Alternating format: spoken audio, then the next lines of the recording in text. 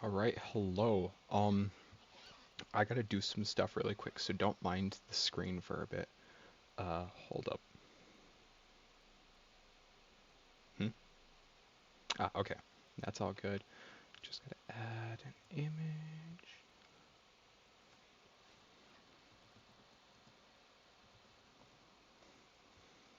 Okay.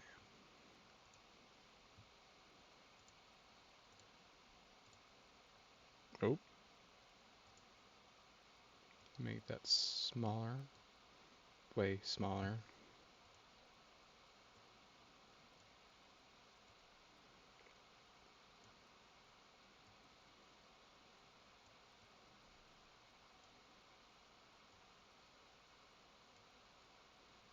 There we go. Actually, what I can do is beautiful. Okay, now we're ready to start. Oh, and so that way you can actually hear. Okay. So, last we left off, stuff happened. So we're basically just starting it with Endwalker again. Setting things straight. I thank thee for accompanying me. 'Tis a simple plan. In truth, we shall not be long away from Bestaway Burrows. Difficult decisions must be made in the coming days, but I nevertheless believe we are all of one mind in our desire to save the people of Aetheris. To make clear our resolve to the Loporrits, I would offer them a gift, but its making doth require a most singular ingredient. Oh man, I love fetch quests.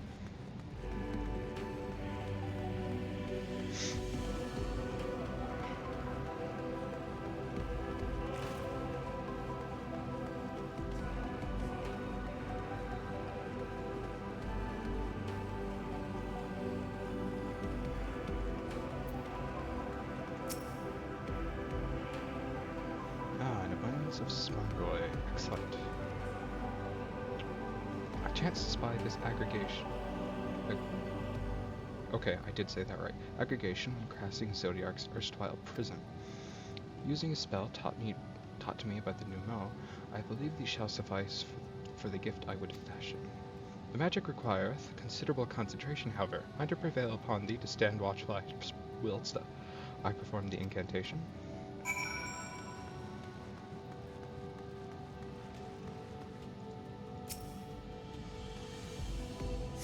Battle time, here we go.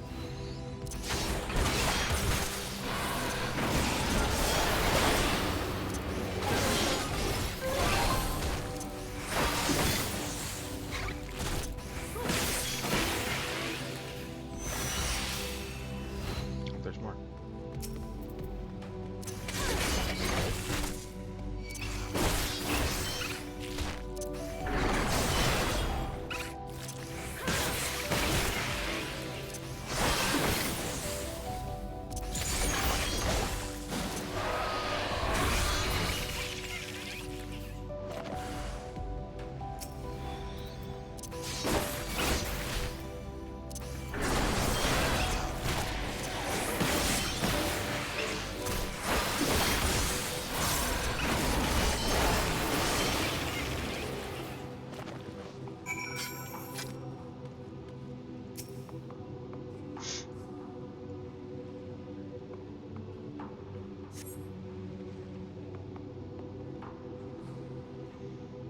Surveying the nearby area, you see no sign of potential threats. This would be a good opportunity to see how Veranche is fading.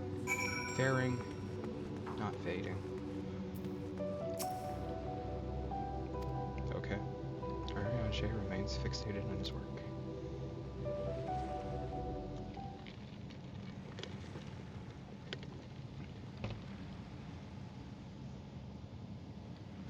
There, just done.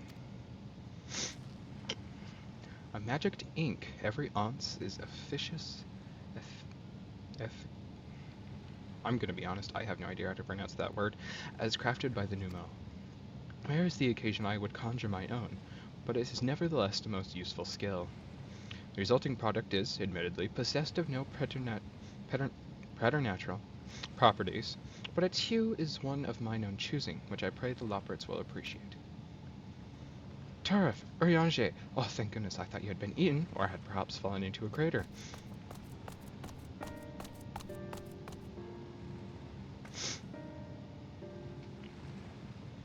Stoll has been looking all over for you, Tarv. She says she needs to speak with you about something most urgent. Dire, even. She was also quite clear that she wishes to speak with Tarv alone, which means I'm afraid you must stay behind, Urianger. But worry not, it just so happens we need your help with an errand, delivering a package from the Watcher's Palace to Bestway Burrows. It's quite large and heavy, perhaps even too heavy, for we poor Loporrits, and we would be ever so grateful if you could lend us a hand.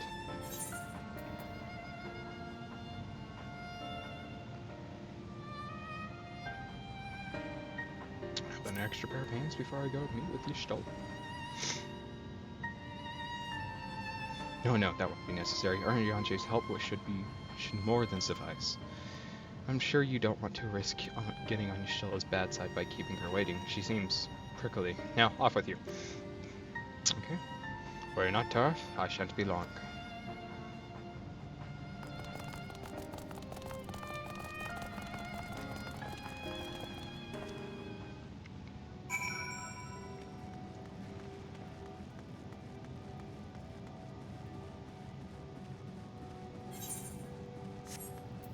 No, I'm just gonna teleport. Yeah, I'm lazy.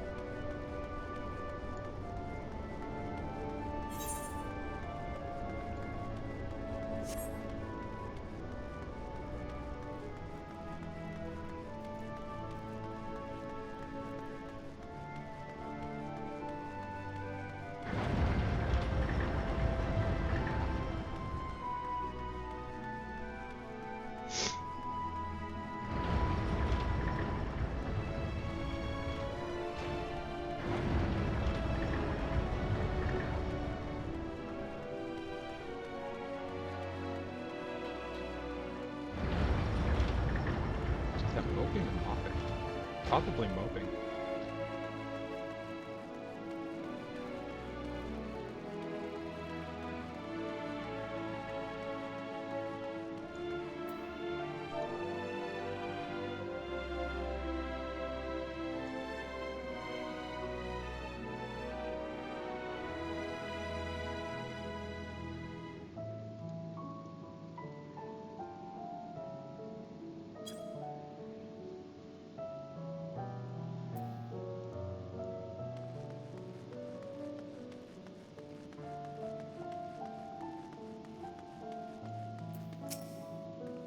What's growing with? Oh, Tarv. We thought you would be away for far longer. Dire emergency? I said no such thing. As you are here, I could use your assistance with one small matter.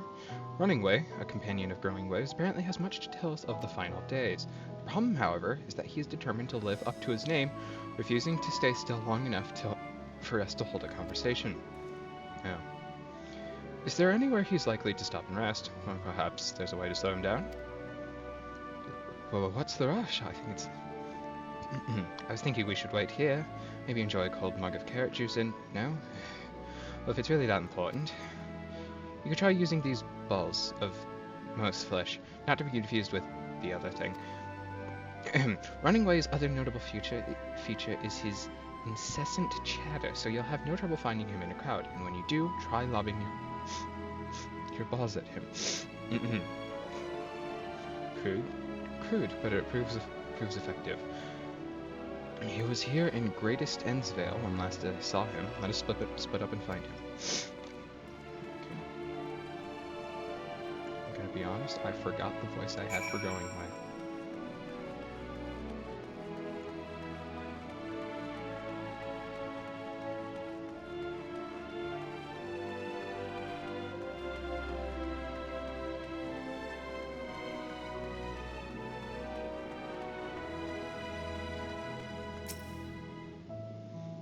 Search your surroundings for Running Way. You may move the camera as well as zoom in and out to target Running Way and throw most ball with that.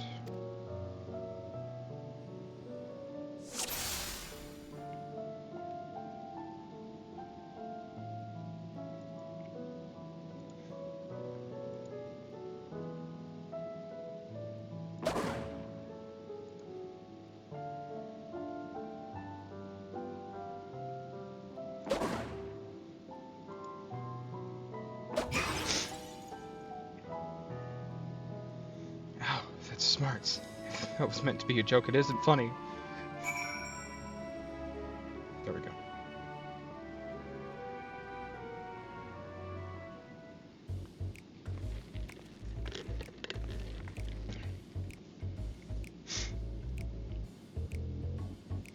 Yes, I'm running away. Do you mind explaining why you hit me in the face with your balls of moose flesh?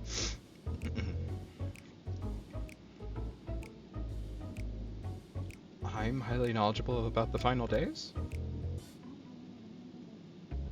That's the most ridiculous thing I've heard since I woke up. Who told you that joke? As if we've got time to look into the final days when there's so much to do before the Great Voyage. It's true that Heidelin did impart to us some knowledge of the event, but I know about as much as any other Loporrit around here. Less, probably. I don't know why anyone would think it's funny to go around telling people I'm an expert, but they better hope I don't get my paws on them. Sorry, I can be of more help, but if there's nothing else, I've got work to do. And I'm off! Well.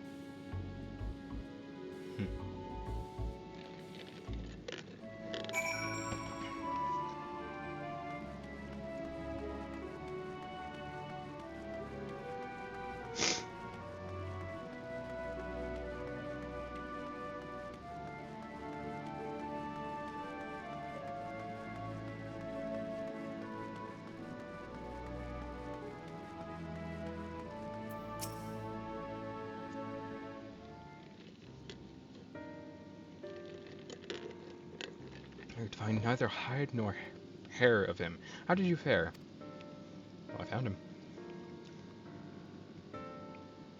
So, he knows no more than the others.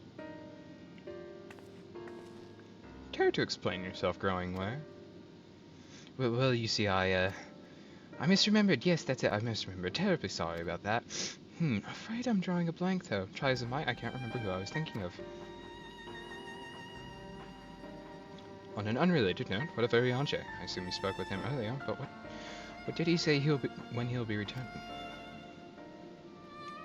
Whenever he's done with his thing. On his way to Watch's palace with Living Way. Wait. Between growing waste, sudden lapse of memory, and our lack of other leads, maybe our time would be better spent lending Ariange a hand. But what now? Hold on a moment. It's all coming back to me. Yes, I remember. The information you're looking for is in the archives. Yes, that's where you'll find all sorts of useful knowledge, including that pertaining to the final days. Yeah, we're going to help Ariange.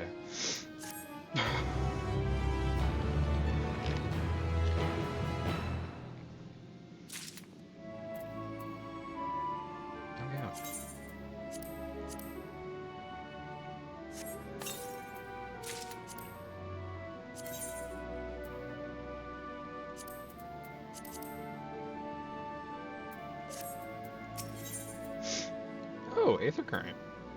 Growing way is fidgeting with nervous energy. Is it excitement or worry? Oh, the heart of the matter. Oh, what to do. I promised Living Way would help out. No, I promised I'd help, and so that's what I'll do. The archives are on the second floor of the main plaza, the eastern wing. Follow me.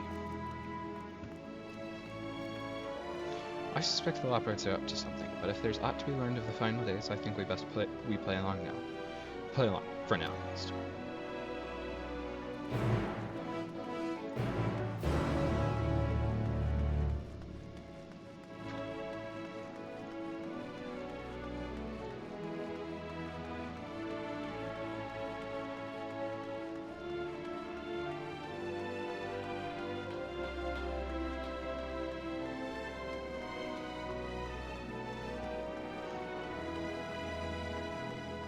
Wait, we're getting a piano?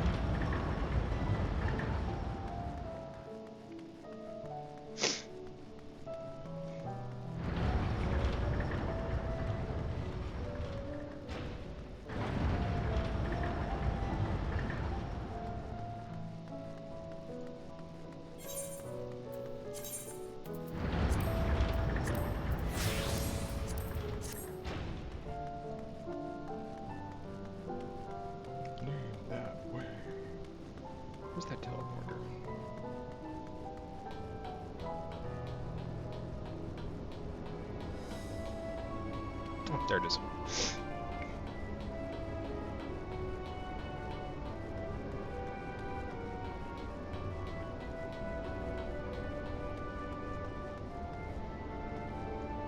Oh, or not.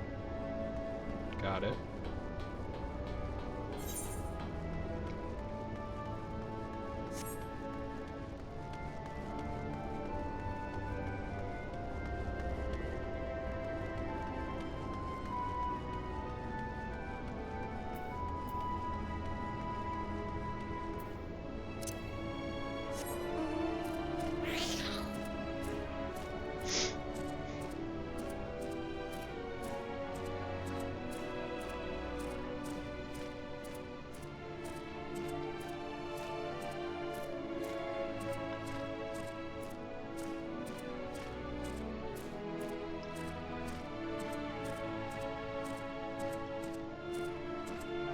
Stop.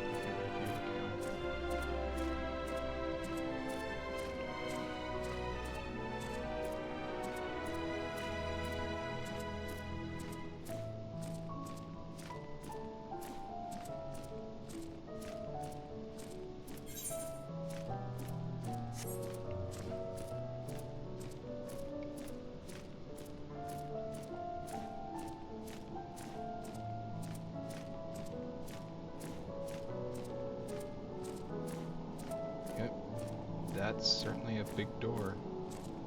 Oh, another aether current.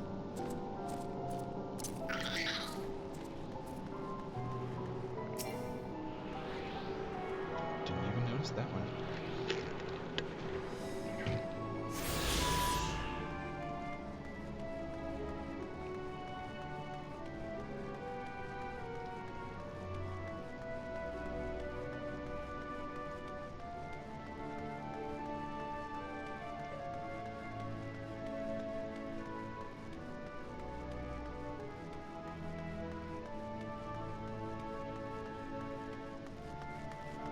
Maybe that's the door.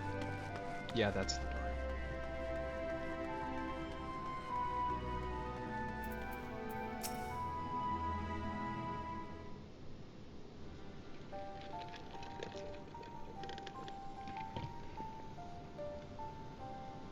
The archives are right through this door, but it seems to be locked.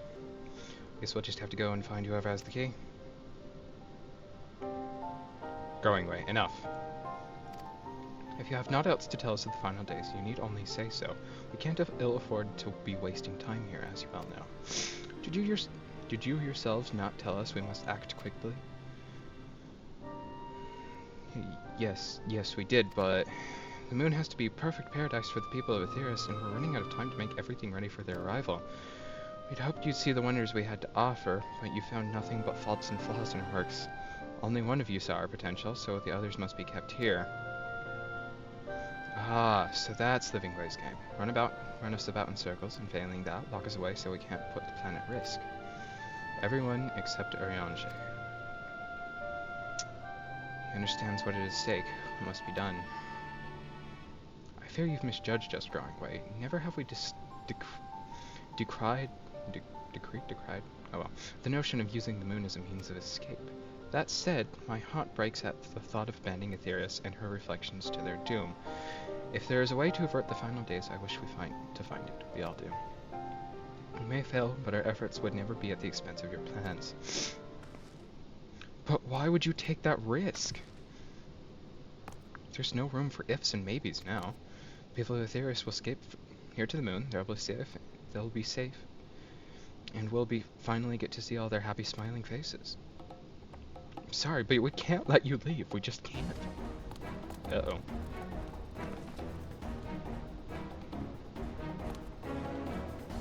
Do what you must, but try not to hurt them. I'll be back in a moment. Don't do anything rash while I'm gone. I can fight a bunch of rabbits. It'll be fine. If we dally, they'll overwhelm us with sheer numbers. I say we knock these ones out, split up, and make our way to the exit. Agreed. Let us reconvene with where Argus awaits outside.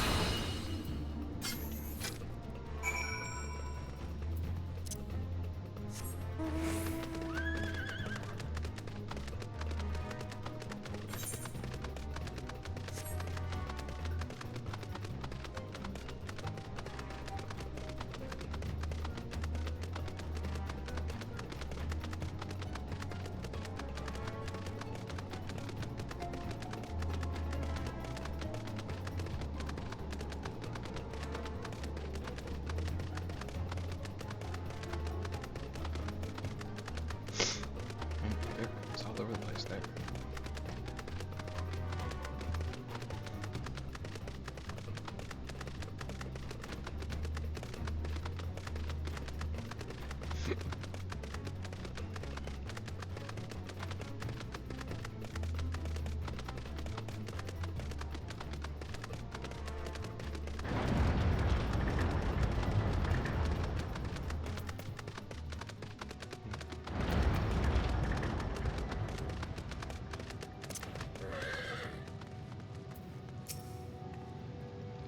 Good, you're here.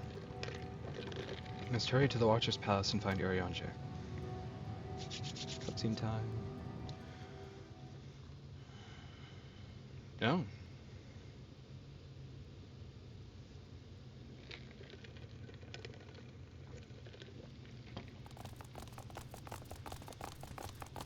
And what, pray tell, do we seek at the Watcher's Palace?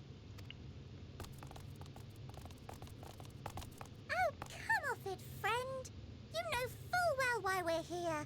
The time has come for you to return to Etheris and help your brethren prepare for their journey here and beyond. Forgive me, Living Way, but I cannot in good conscience proceed with this plan. Huh? But what about the final days? The death and the doom? Oh, we have to hurry before it's too late.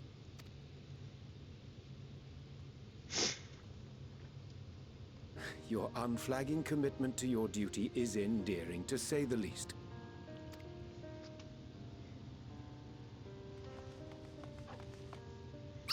Oh, bugger!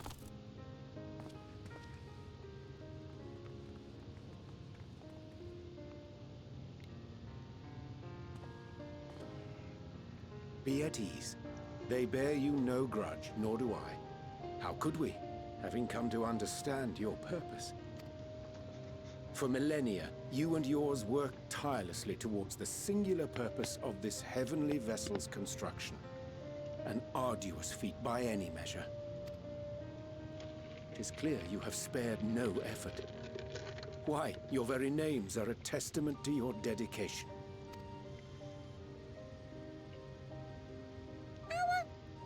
Our names? I'm not sure I understand what you're getting at. Names are an expression of the self, a declaration of one's hopes and aspirations.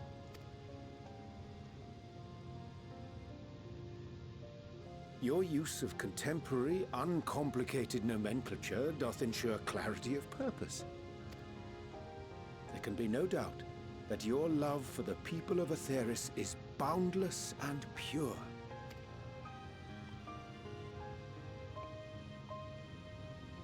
Yes! Yes! A most mellifluous phrasing! We Loporrits were born of Heideland's love for Etheris. That shining, shimmering blue jewel, brightest star in the sky, brimming with life and possibilities. For as long as I can remember, I've toiled in anticipation of the day when this vessel might be needed. All I've ever wanted was to meet those she cherished so dearly, to serve and serve well. That goes for all of us, don't you see? So help us help them. Lead them here where we can keep them safe. If there's anything wrong with what we've built, we'll fix it. We'll make it right.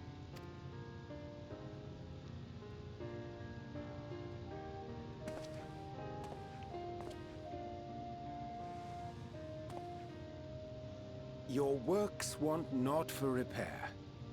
Yet there remaineth much for you to learn of men and your own kin besides. Singing Way, thy name bespeaketh more than the simple marriage of rhythm and rhyme. The songs of Etheris are beyond counting, and span the length and breadth of emotion. Maps are monuments to man's pioneering spirit and his devotion to charting the furthest reaches of our star. Many have devoted their lifetimes to exploratory pursuits, to venture unto the highest mountains and the deepest oceans in search of unknown frontiers. And thou, my friend, Oh, I do not think we have met. My name is Puddingway. Puddingway? Yes, indeed. A name of deep and abiding significance, I'm sure. But one perhaps better communicated through delicious deeds than tasteless words. A judicious application of fey magics at a later juncture may be appropriate.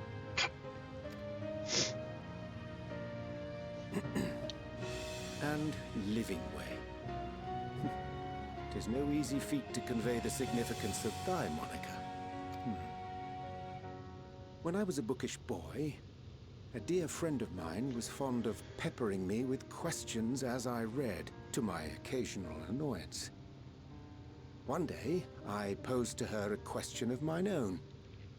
What doth it mean to live?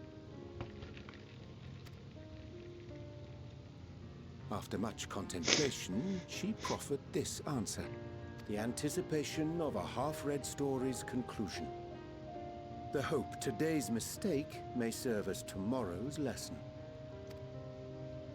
The wish that a new acquaintance may one day call thee friend. She believed it to be all these moments and more.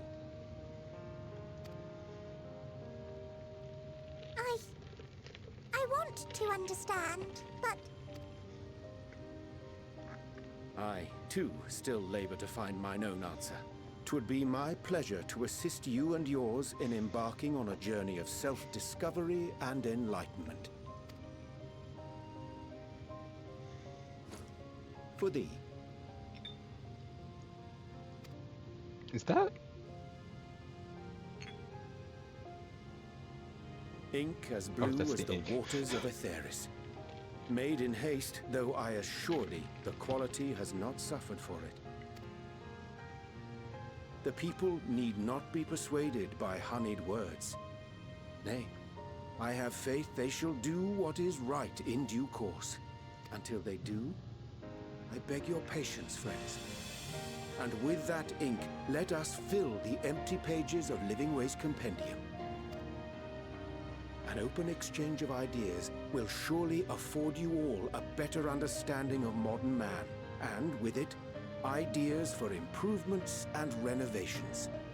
But more importantly, it shall empower us to together find a way forward.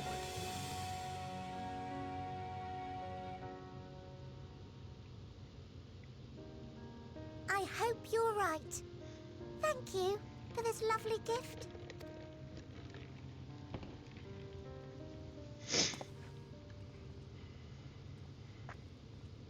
There you have it. I shall remain with the Loporrits to ensure that all is in order. Though we must needs prepare for every eventuality, you would all agree that the evacuation of our star is a last resort. To accept failure is to accept the demise not only of our star, but that of Reen's, of all reflections, and the souls that call them home. Which is why I have every faith that you shall fight to the last, that such drastic measures may prove unnecessary. Should the worst come to the worst, and I pray deeply that it won't, I'll take comfort in knowing preparations were made under your watchful eye. Aye, thou mayest be assured that if calamity cometh, not a soul will be left behind, if being the operative term. Oh, flower.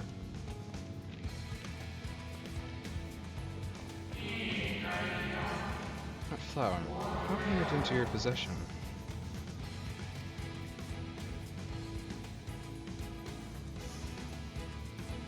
Oh, very odd. Guided by its light, we may come to know true intentions. Intentions which may remain a mystery even to us.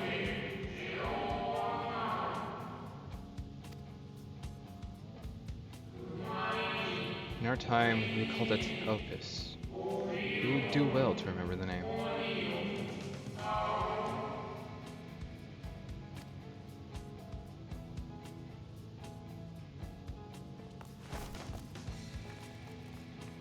I hate to interrupt, but I feel like I need to make amends for all the secrecy.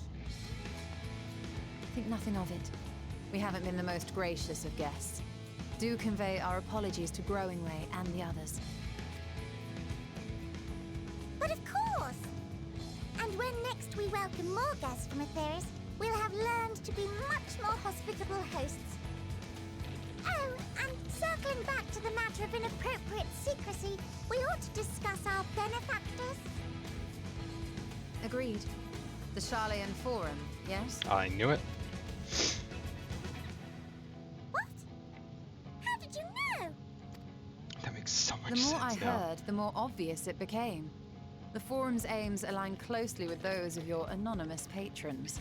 A telling coincidence would be an understatement. Though had we not taken it upon ourselves to peruse certain restricted tones in Labyrinthos, we might still be unaware of their plans. But let us continue this discussion upon our return.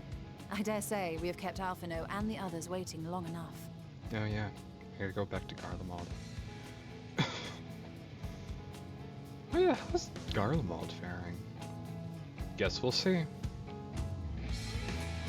By will I mean I.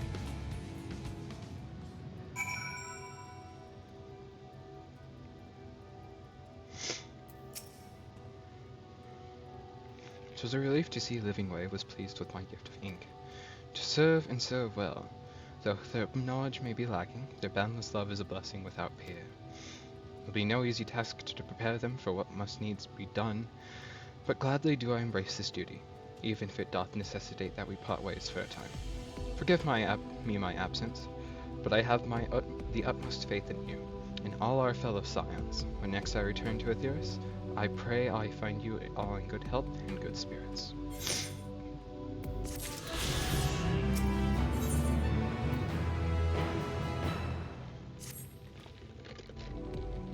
The Loporrits in Urianger is capable of our hands. We needn't worry about affairs here in our absence. Knowing now the face of their earthly collaborators, there is much to discuss with Alphen and the others. Let us return to the Tower of Babel. Our battle for the star will soon begin in earnest, and we must be prepared.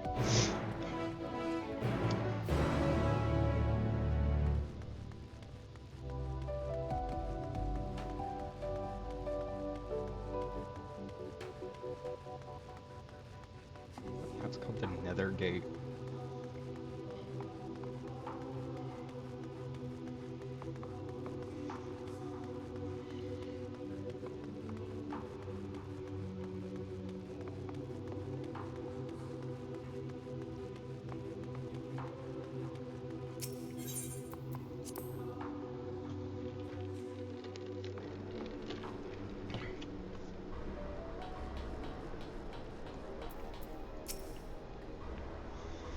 Seconds guess, I believe we went to the moon and back.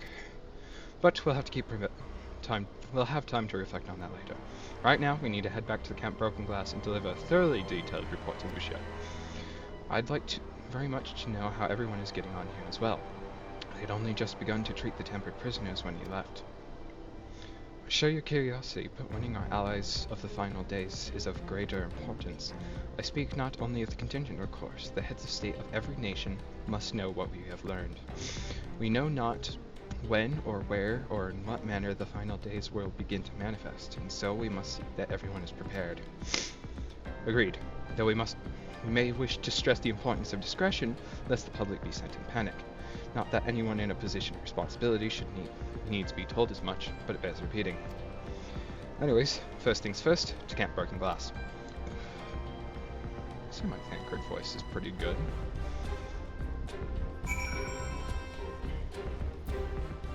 I'm just gonna go Sard.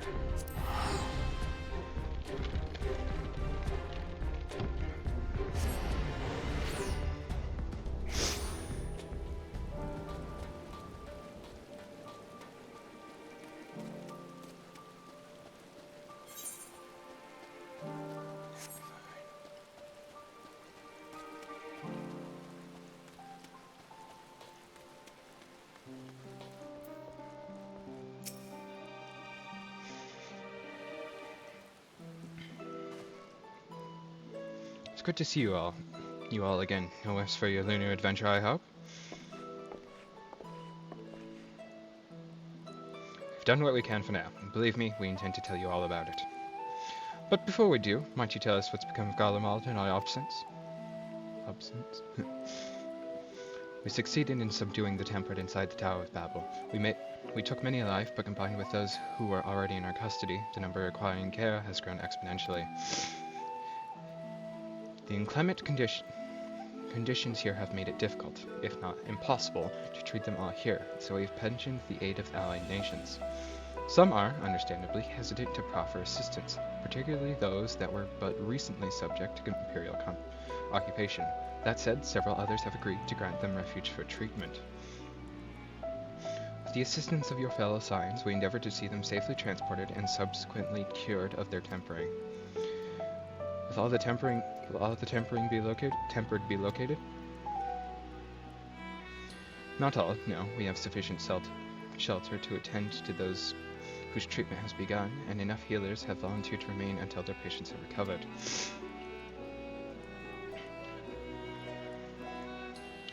Whose is one such patient, though he is not yet fit to receive visitors. Truth be told, it was a miracle he and those in his company were not harmed in the chaos. If not for Alphino and Elze's timely assistance, I dare say none of them would be here with us today.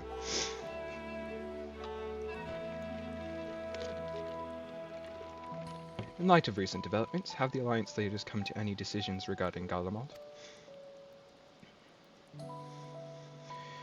Given the tremendous ramifications of what has happened here, it will take time to determine what must be done. In the meantime, they intend to work with the Eastern Alliance to keep a close watch over the provinces.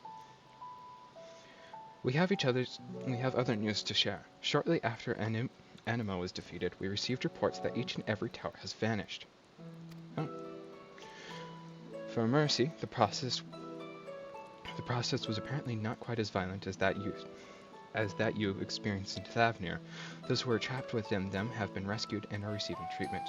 To hasten this endeavor, the Beast tribes have received instruction in the magics needed to cure tempering. Master Matoya is no doubt thrilled the Mother Porksy affords her so many visitors. Yes, we are grateful for her ongoing efforts, as well as those of our comrades near and far. As for the contingent, several of our members have been granted leave to return to their homelands after the transfer of Tempered has been completed. Lucia and I will remain, along with a small force to continue offering aid to those in Garlemald. The Empire may be no more, but there are yet those who call these lands home. I believe that accounts for recent events here, so, what on Moon and the Telophoroi? Oh yeah, the world's about to be destroyed. Hope you don't mind. The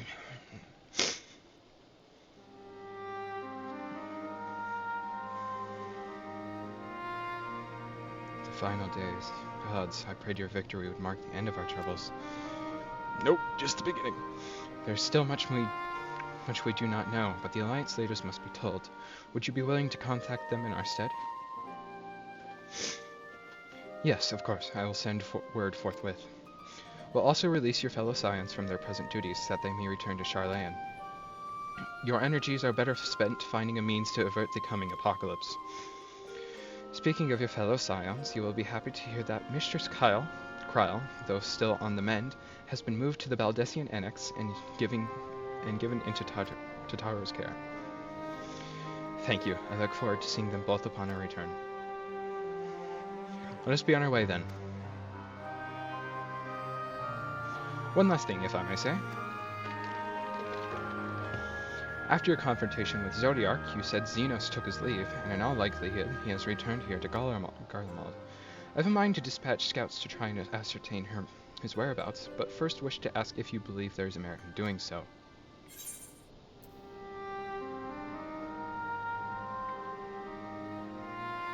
Animal, but futile effort. Okay. Mayhap you're right. And I suppose if anyone is to hunt him down, it must be you. Who else could even hope to bring low that monster? But I forget I entertained the notion. On the subject of Xenos, the 10th Legion has made an official proclamation. Oh yeah. They denounce the Crown Prince and condemn his role in the Empire's downfall. His very title has become a source of shame among his former subjects, and its continued use serves only to hinder relations with foreign nations. For this reason, he has been declared as Xenos Viator Galvus, outcast and enemy of Garlemald. Viator. I think it's Viator. And Daniel is no more. Now his own people turn against him. It seems he's not for his bloodlust to keep him company. Better that than an army to see it sated. At any rate, I will not keep you longer. I pray your safe passage back to Charlayan. I'm gonna try to not teleport as much as possible, because that's...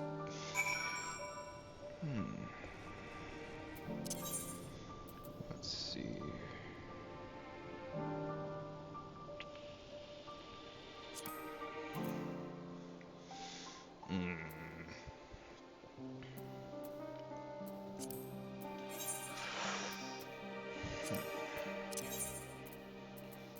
Maybe if I teleport to Lenosha... That'll work.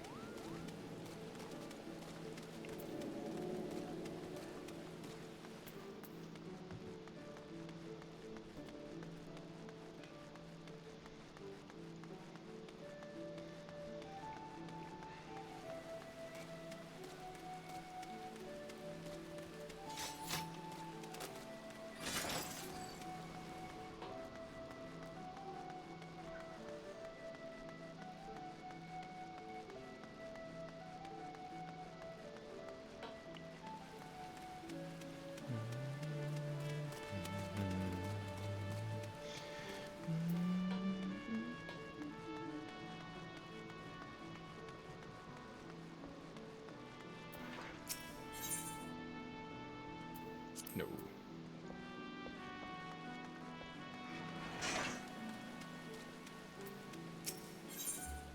There we go. That was much cheaper. Oh, it's snowing.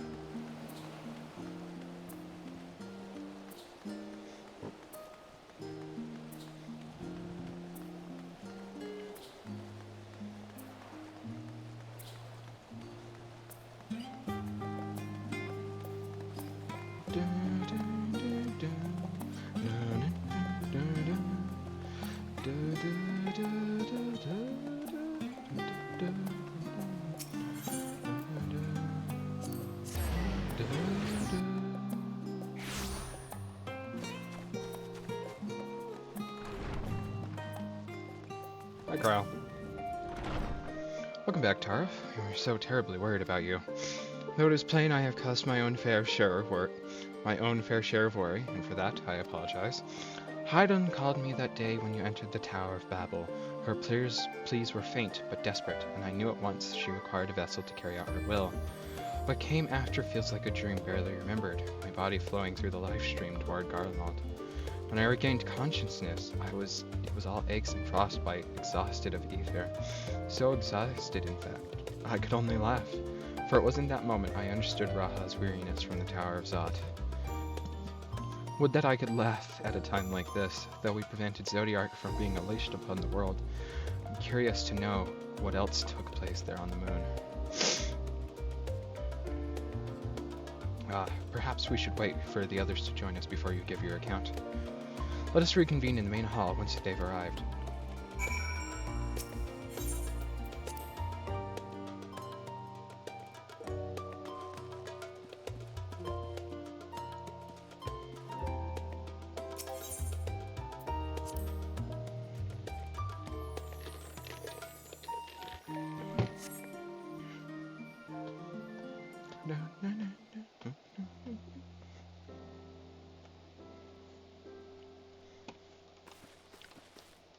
It's Justinian! Woo! Sorry to have kept you all waiting. Not at all. We understand you've been quite busy. Will Urianger be joining us? No, he's still on the moon. Duty keeps him away, I'm afraid. Though Tarv can explain way better than I. Yeah, the world's about to explode. Or something. I don't know. Guess we'll see. Nothing good, that's for sure.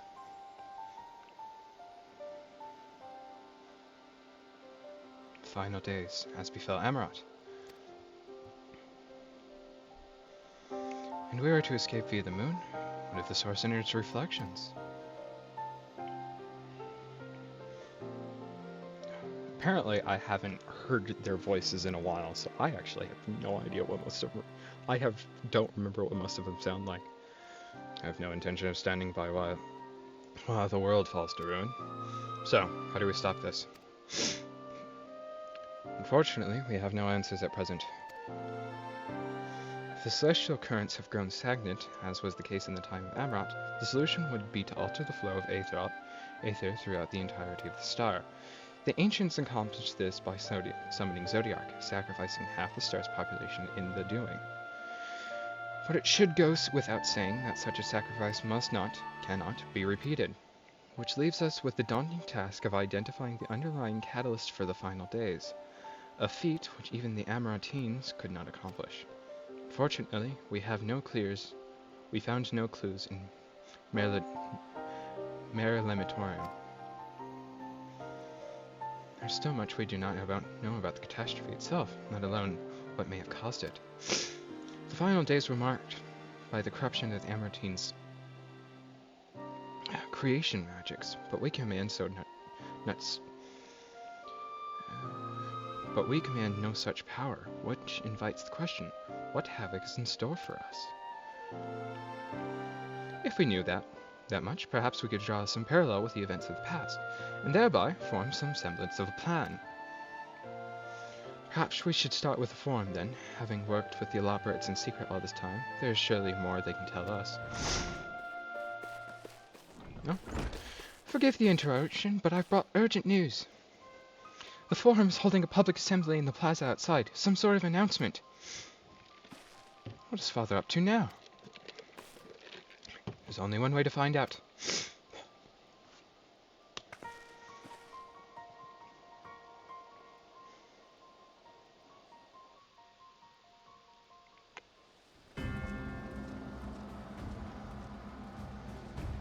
Please be voiced. Please be voiced. It's voiced. Yes. Okay.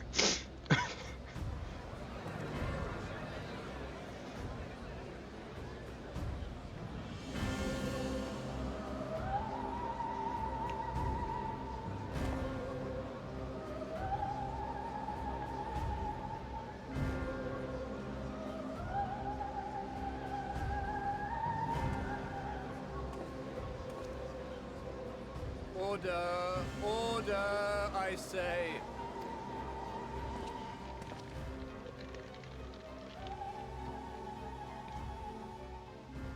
I thank you all for gathering here on such short notice. This day we must speak of grave affairs and their implications for the future of Charlian, nay, of this very star. Said affairs concern all citizens. So we have called for a public assembly.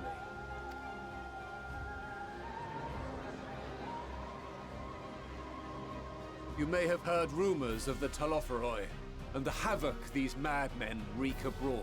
Under normal circumstances, we would pay little heed to petty disturbances outside our borders. The final days, however, are another matter altogether. For we dare not ignore these prophetic words of Eld.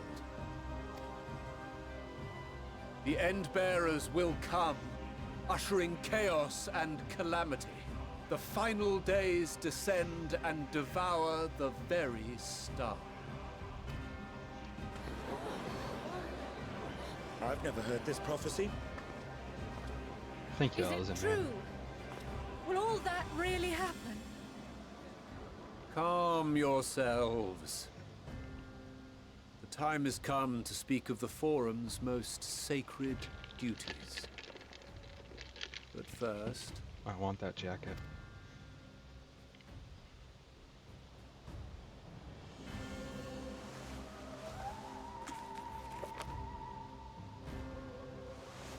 Give voice to the voiceless. Let bindings be unbound. By unanimous decree, I declare the enchantment broken.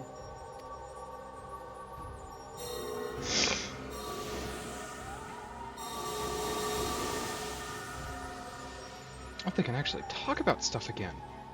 Oh, perfect timing. Master Leveilleur, if you would. Very well. Pushing.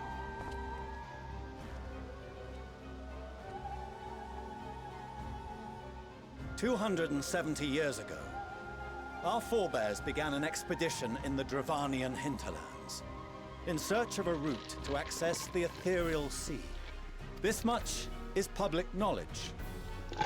Their findings, however, would become the Forum's most closely guarded secret.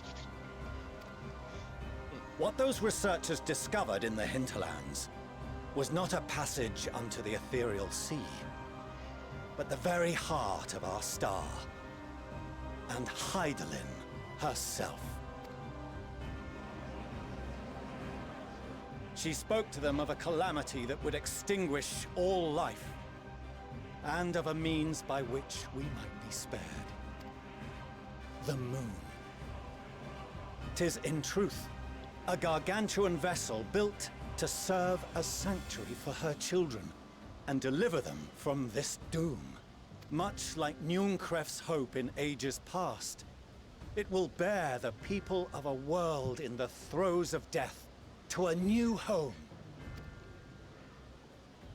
Needless to say, this will be no small undertaking. To facilitate the great work, the Forum has maintained close contact with the servants of Hydaelyn, who presently reside on the moon. Convinced that the foretold end was all but inevitable, we began amassing a wealth of knowledge. Not merely for the betterment of our nation, but in preparation for the journey to come.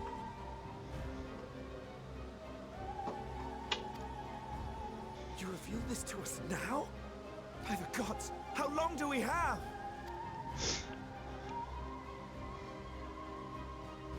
While we cannot say with certainty, we believe the hour to be nigh. We received a transmission from the moon suggesting as much not long ago. Which is why we must in earnest begin preparations for the Great Exodus. For his impressive contributions, and the leadership he demonstrated during our withdrawal from Dravania, we have elected Master Leveilleur to oversee this initiative.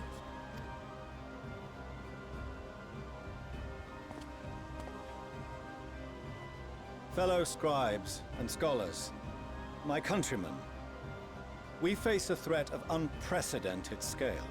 We must challenge the trials before us with composure and conviction if we are to find salvation. The wisdom of Sharlayan has ever been a shining beacon in the darkness, and so it shall continue to be. It is our solemn charge to see our heritage preserved for future generations. For those who will come after, we will brave a new frontier.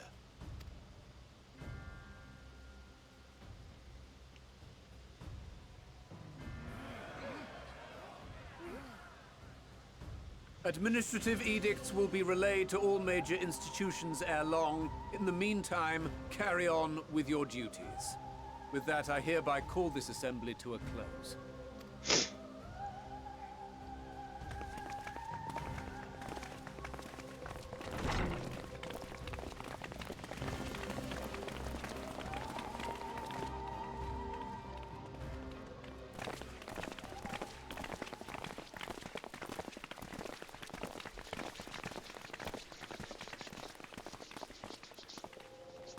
Do you remember what Mother told us when we visited home? that it wasn't until after we were born that Father seemed to lose himself in his work. If that great work of his was the evacuation of this star, then... Yes. It wasn't for his benefit.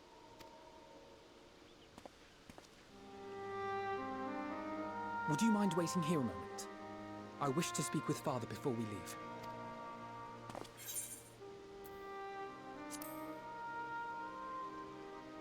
Take your time. Thank you. I shan't be long. If it's all the same to you, I have a few choice words to share with Father as well. The good or the bad kind?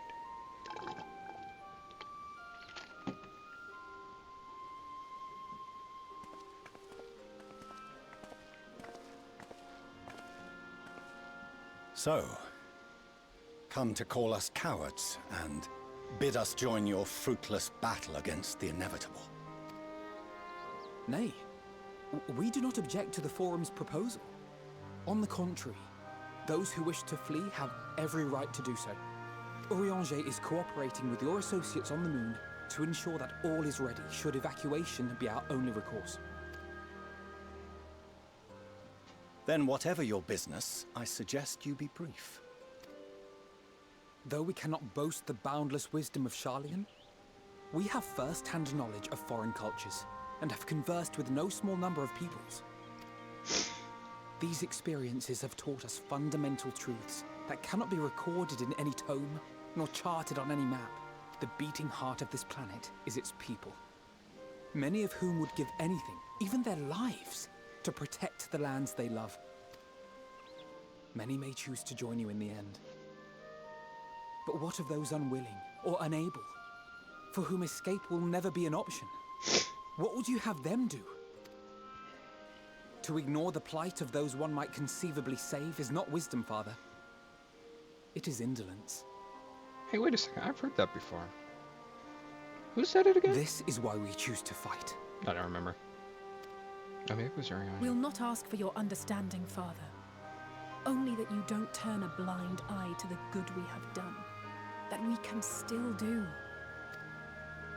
We're not children in need of protection. Hold fast to your principles and let the world burn if it please. But we believe there is still another way. And if there is, we will find it. You see if we don't.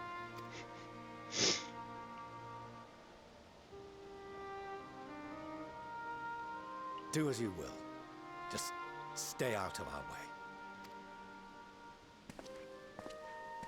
Man, I can't wait for the graphics upgrade. So looking forward to that.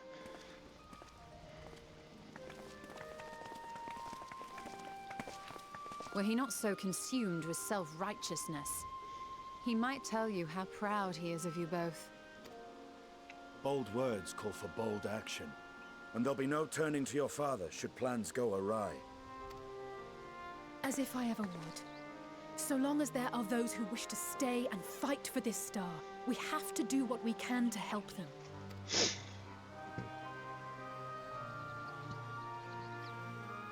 And if we're to do that, we'll need to be well rested. Nap time. Wouldn't you agree? Having triumphed over what we once thought to be the source of all evil, I can think of no one in greater need of at least a dozen winks. No, I can stay awake a few more days. It'll be fine. Shall we then? To the Annex, to prepare for tomorrow.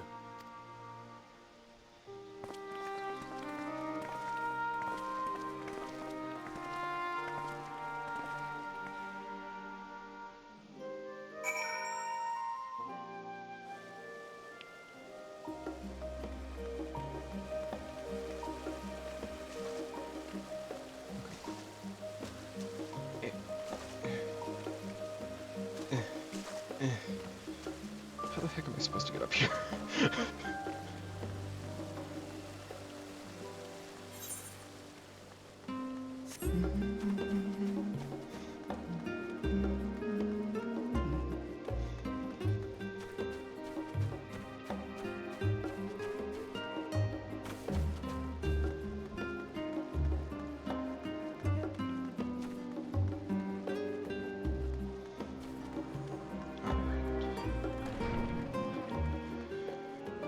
Alright, I think that is a good pausing point for now. I will be back and, we'll be back. Down, down, down, down, down, down.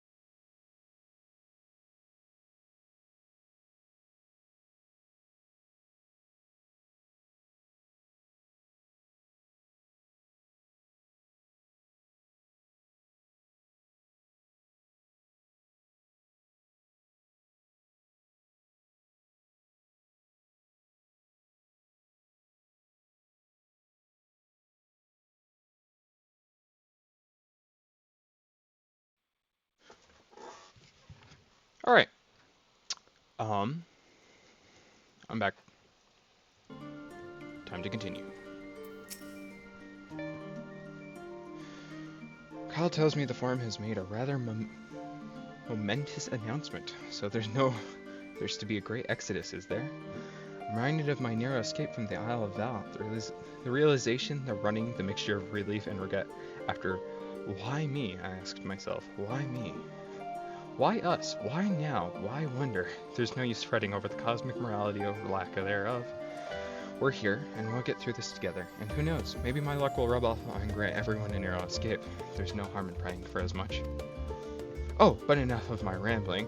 I'm sure you're exhausted. Your chamber awaits.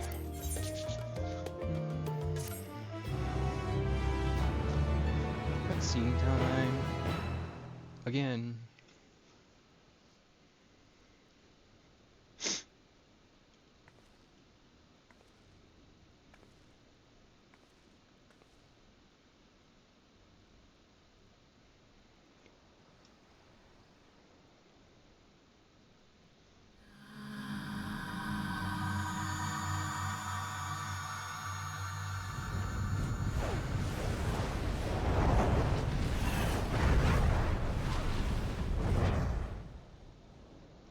Just the usual fire, nothing insane.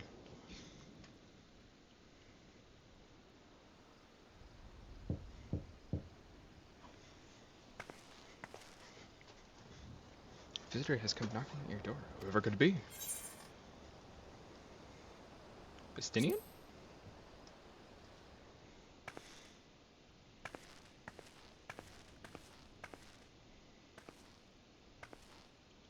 Oh, really? Yes. You're alone. Good. What do you mean by that, Astinian? The twins thought now would be a wonderful time to pay a visit to my chambers. Rather than listen to them bicker over tonight's snacks and tomorrow's plans, I seized the first opportunity to make my escape. Love the fact that he has Dragon Song as his motif. Such a nice little detail. They decided against intruding on your peace and quiet.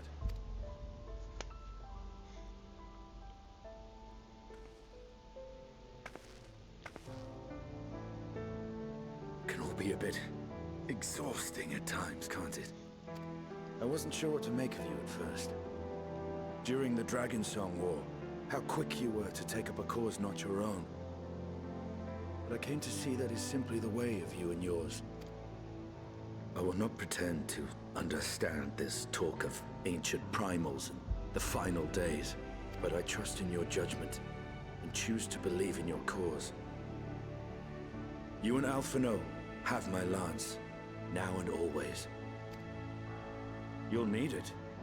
Rack and ruin looming on the horizon, calamity bearing down upon us. There's no place I'd rather be than here, standing shoulder to shoulder with friends on the front line. So do not hesitate to send me against your enemies. I'll make them rue the day they met me. Now, if you'll excuse me, I could do with a little air. If Alphino asks, I was never here. Got it.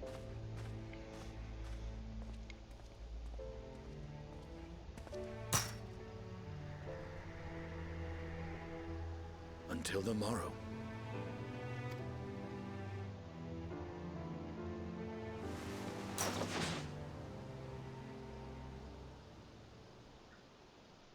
Okay, you've got to teach me how to do that without a lance.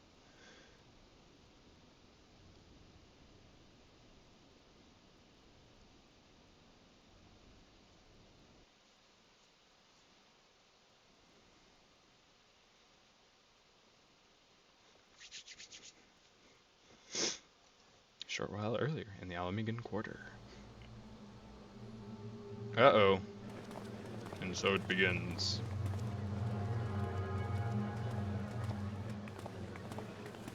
Hey! Is that Thank Red the Mage? gods that Red tower Mage is guy. gone. The sight of it was enough to make me sick. Thank the Ilsebar contingent, more like. Word is, they fought their way into Garlemald and toppled the bloody thing themselves. Not just the one, neither. All the towers have up and vanished. Aye, I heard the same. Commander Aldin and his troops helped keep casualties to a minimum too. But is it true they brought back tempered Garlean soldiers? As Commander Aldin tells it, they've a treatment for that now. But don't you worry. Cured or not, they've no plans to bring them into the city proper. I see. Well, that's a relief then. I know we've brothers and sisters among the lot, but I can't say I'm eager to welcome them home. Wanted to think about it for a while yet. They're to be looked after in Alagana for the time being.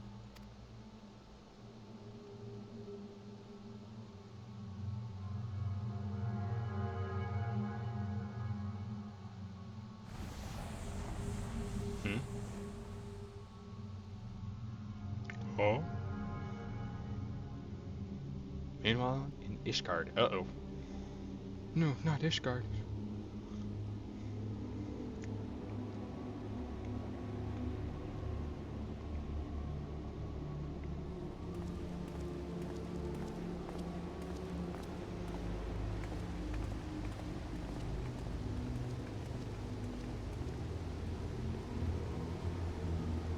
Oh. Hey, it's him. Another day, another commission of paramount importance. Well, what have we here?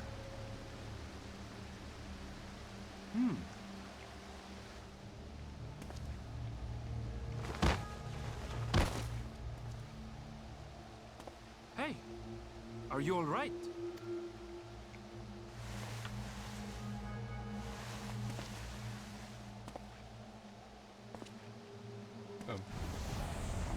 Oh. Was that? No. The shadows play tricks, nothing more. It is Ishgard we're talking about. Oh. The towers are gone, and the Garlean threat is abated. And yet, why does it feel as though it's about to get much, much worse? Rather observant. It is.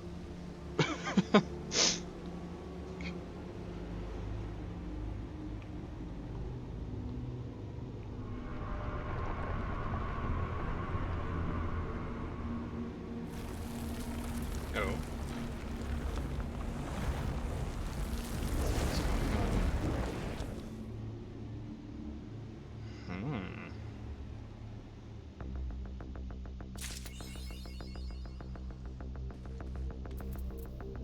Can we get much higher? So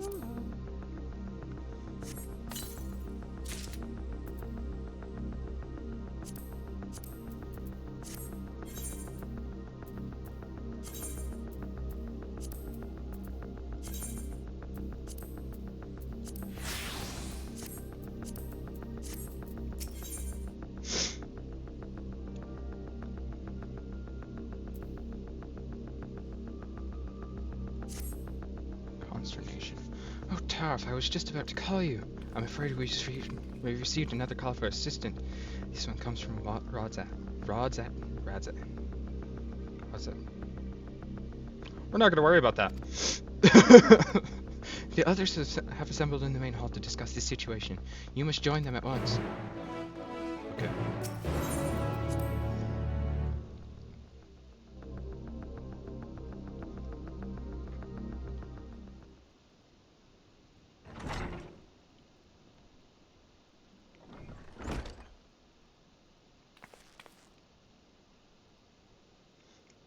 Ah, there you are.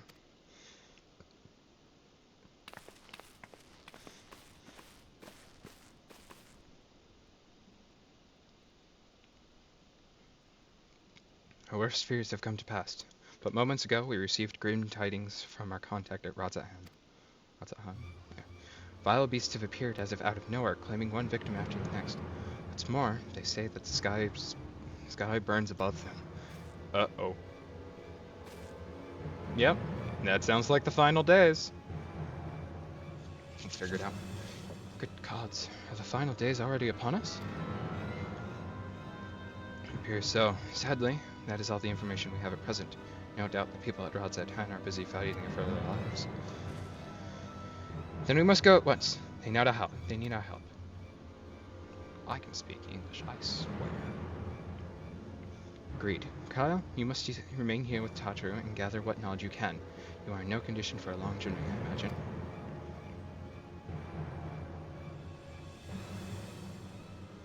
Very well. Similar phenomena may have been observed elsewhere, and if so, we must know about it at once.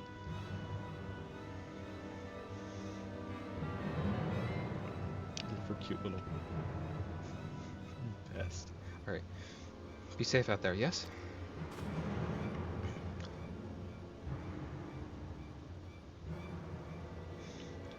Let us make first for Yedlamad. We must prepare ourselves for what may lie ahead. Okay. Or is it Yed? I bet it's Yed. No. Yedlamad. Yeah. Journey to Thavnir.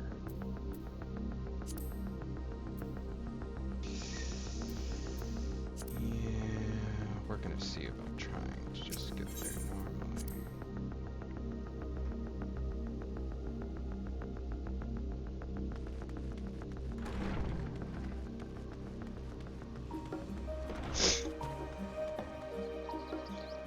Oh, fine, I'll teleport.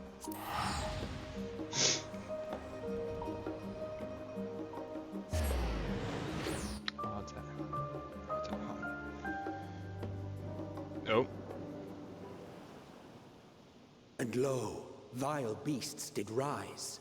Hey, Emmett. How's it going? Oh my gosh, it really is the final days.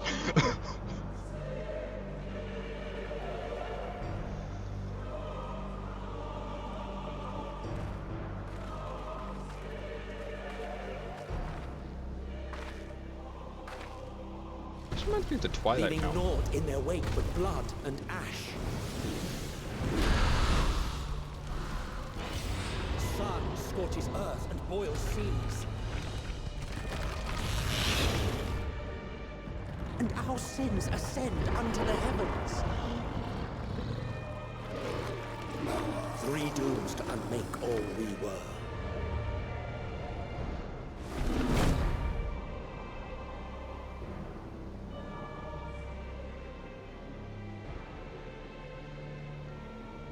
Well, The sky burns. The final days are truly upon us. what the fish? My friends, I trust you have heard the news. I've seen the news. What can you tell us of the situation, Your Excellency?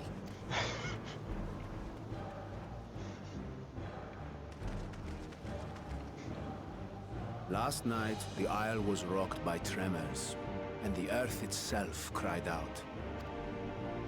Aloft, the heavens began to burn. From all about, unholy beasts, the likes of which we had never seen, came forth in fury and rage. No.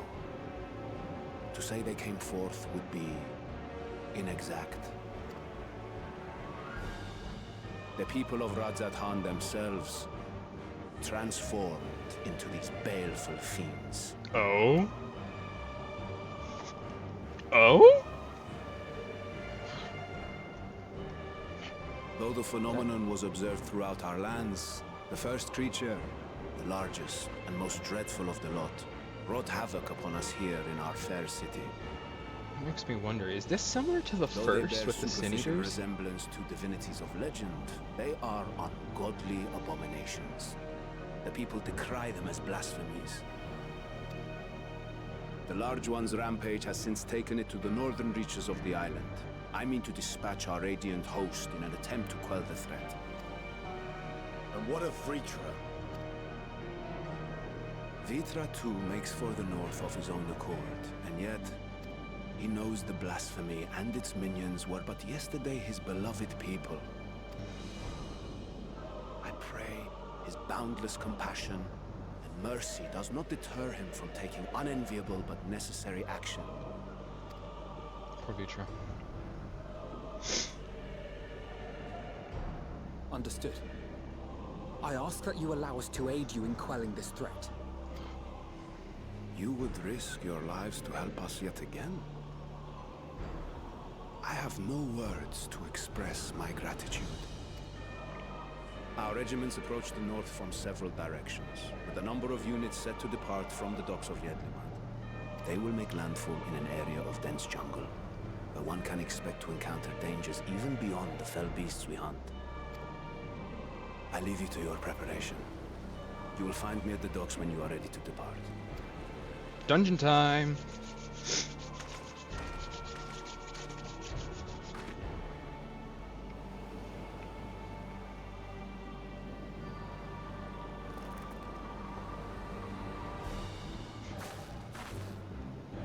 We're as prepared as we'll ever be. Let's go.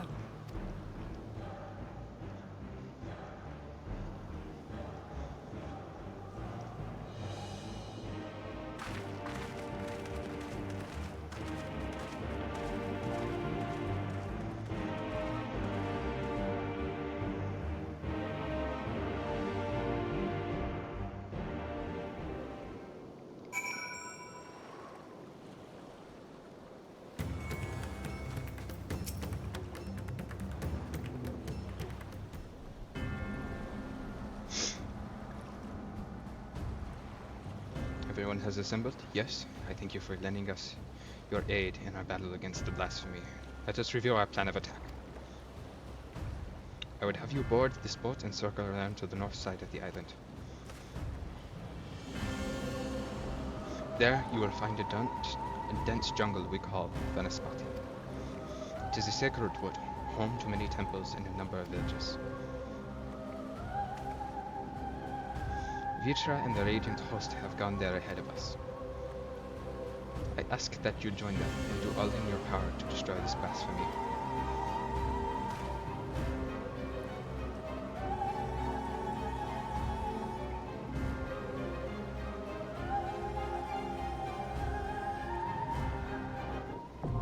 Yep, I knew it.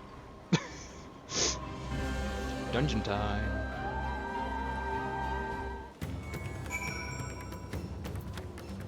I really like this music.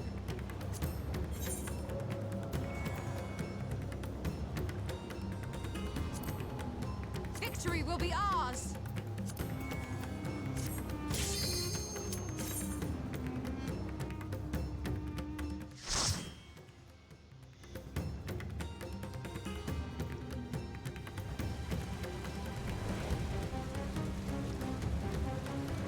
Ooh. Continues onto the actual... Oh. Baboon thing. Hey, I've fought these before. At least one of them.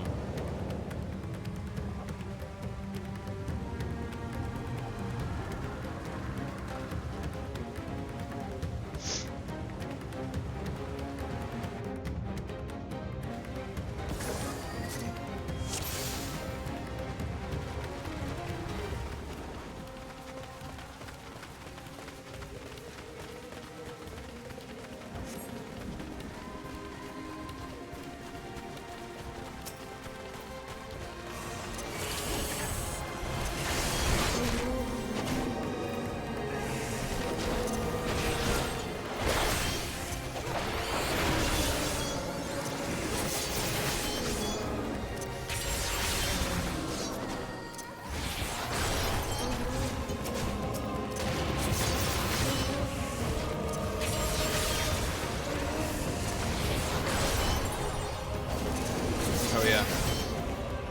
My turn. I seem to have forgotten I'm not level 90 right now.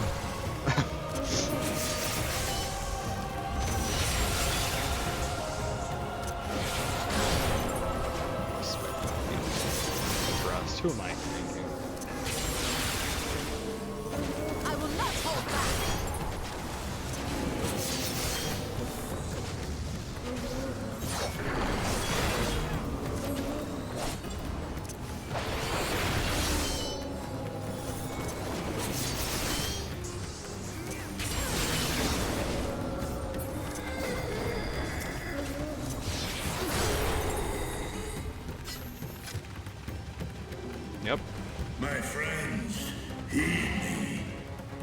These are children of Thavnir. Forgive me. I could do them no harm.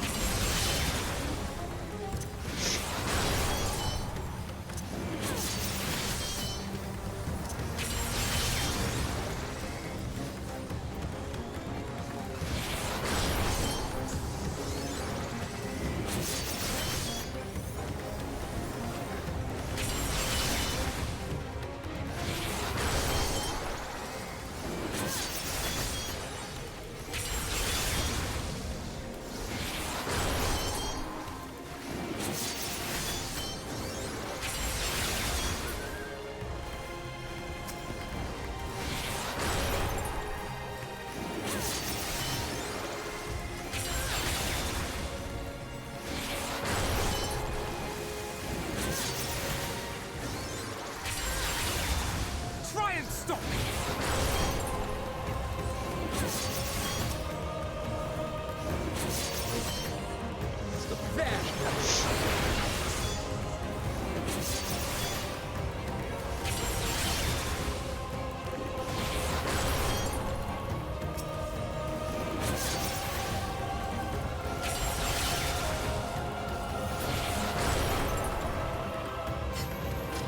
If this is the only way,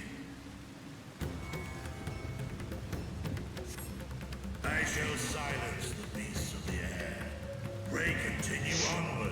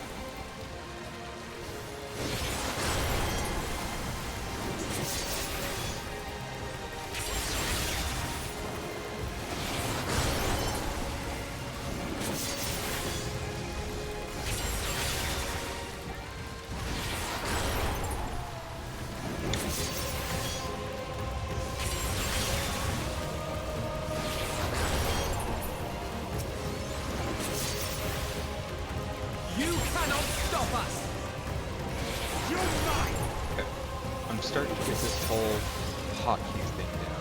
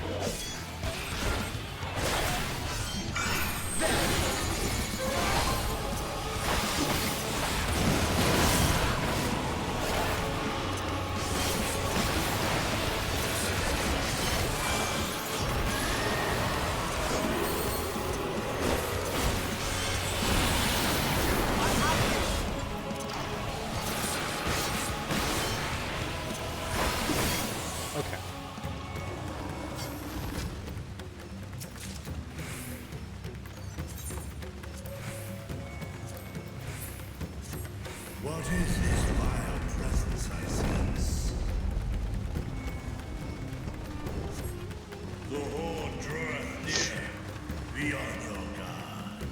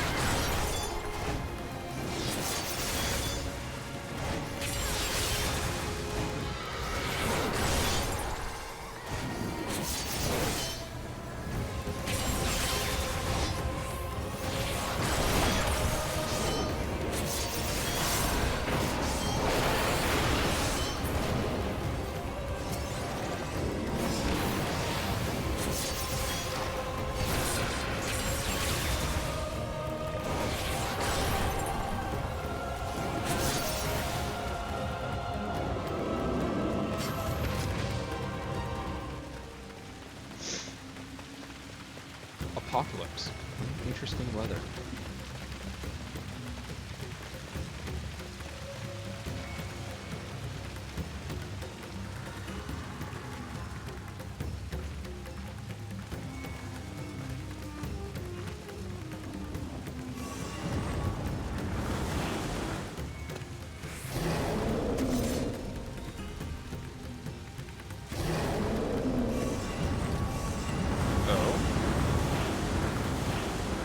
Prepare yourself!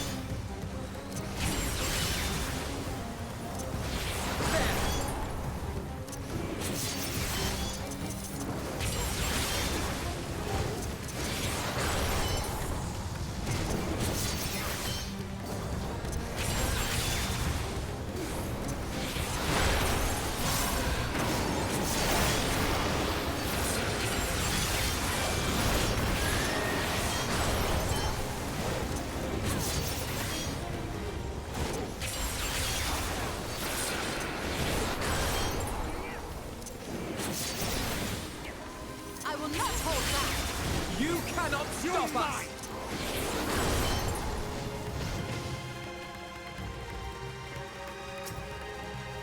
Prepare yourself! Gloves are off.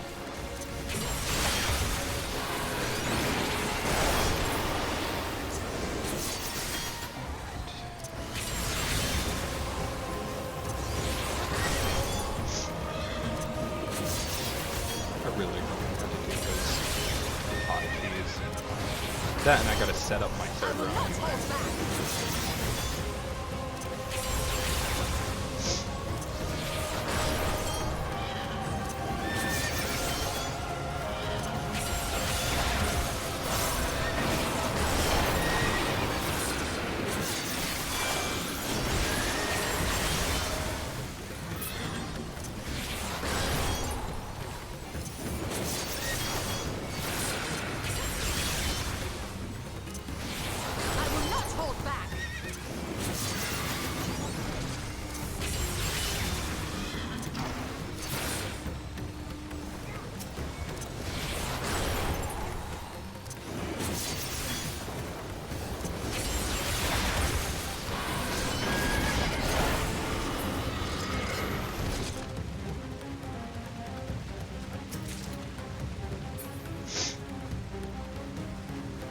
Another boss.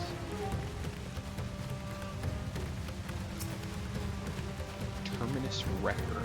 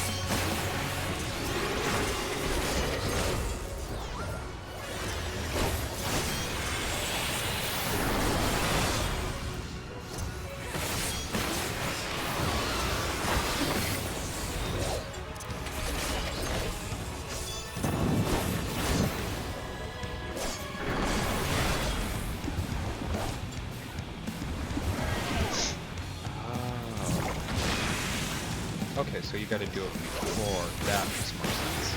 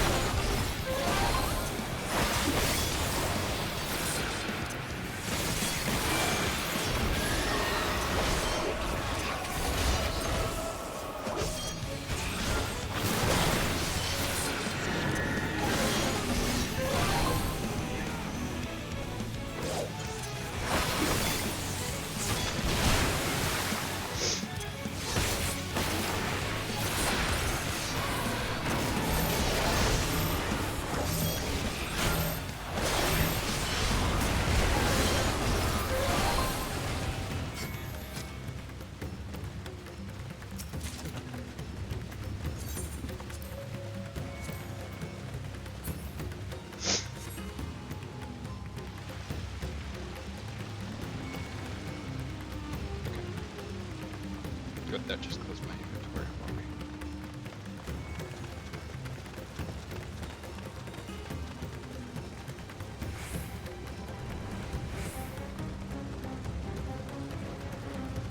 Whoa, what the? Huh?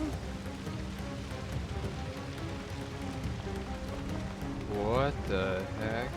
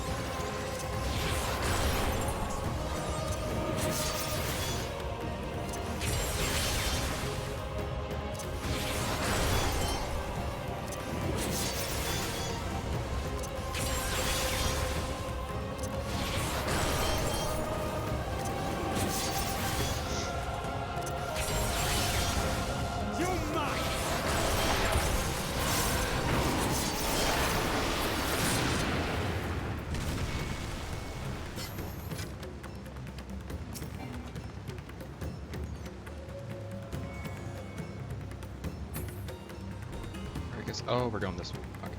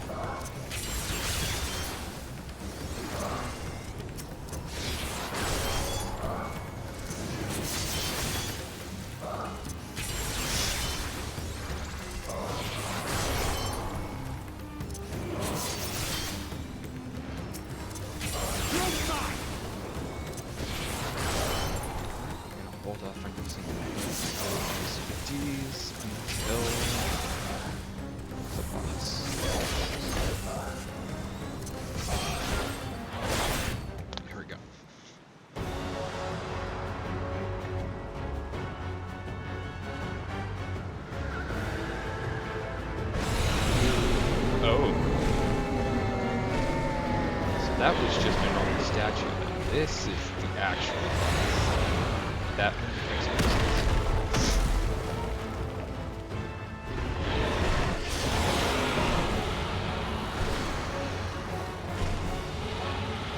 It's far.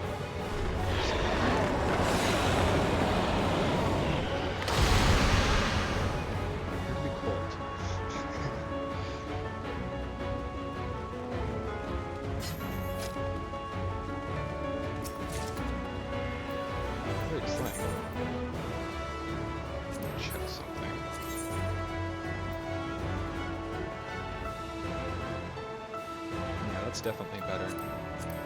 Equipping that.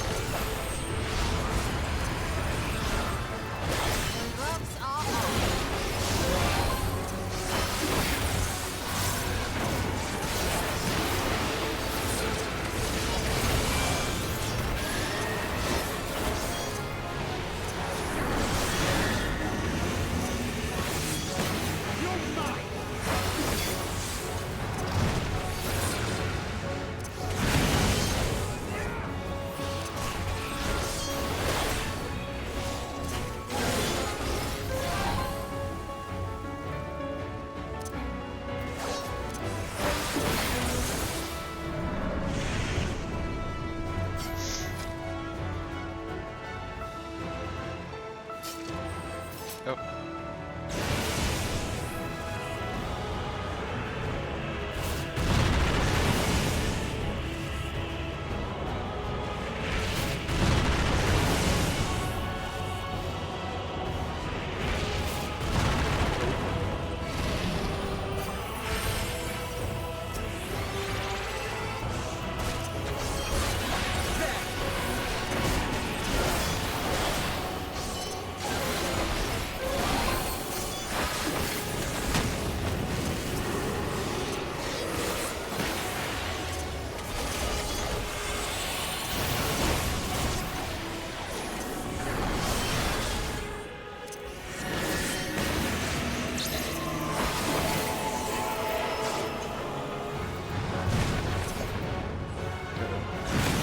Okay.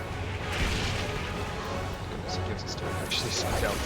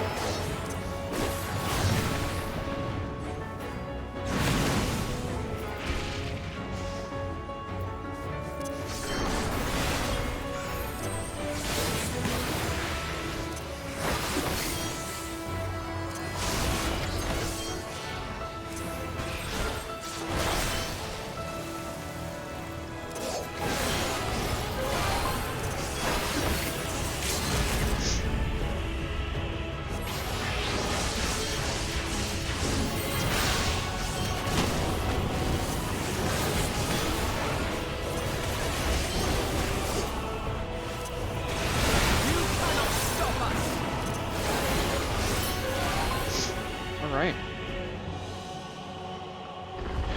Sometimes I forget. It's a melee DPS I really should remember about Limit Break.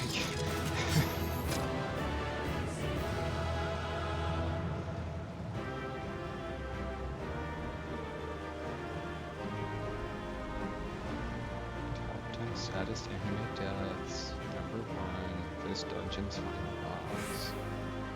Ram. number 10 is Dungeon's final boss. We all know number 1 is Excel.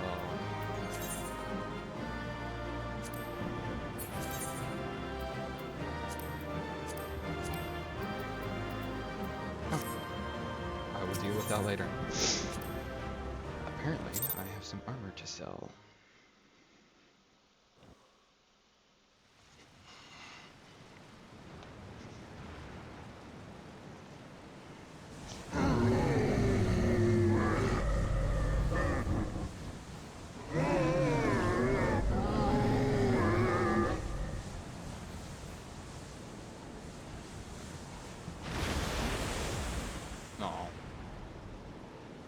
Here I was thinking they just turned back. What is it? The beast was there, and now it is no more. Yes? Indeed. We saw it plain. But you didn't, did you? I saw nothing. Not the blasphemy that perished here, nor the other men turned beasts. And because of this, I now see all too well. There is no ether. Where the creatures should be, I saw naught but emptiness. Wait, then how the heck are you fighting it?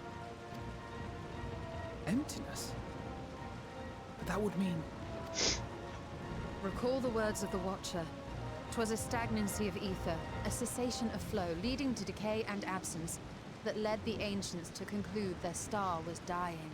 This is the same phenomenon. The instant these people are seized by the transformation, their ether begins to rot and crumble away like dried mud.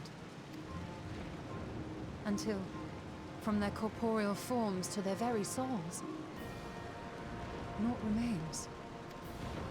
But the beast spoke with its dying breath. Surely at least a sliver of the man it was endured. Mayhaps so. But even if the process was incomplete, it was little more than a faint residue. Gods be good. You're saying they cannot be saved? Oh no. Not by any means known to me. Or by any means at all, like as not. For there is naught left to save. Oh goodness. They return not even to the ethereal sea. Oh no.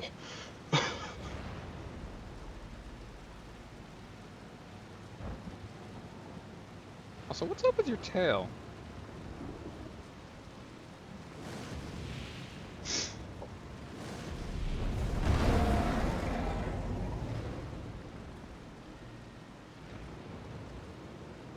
The beasts rage on, their hunger insatiable.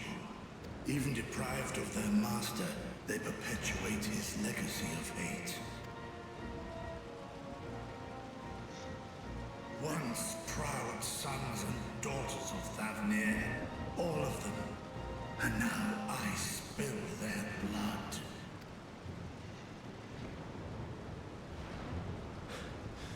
Vitra, my friends, I am heartened to see you safe.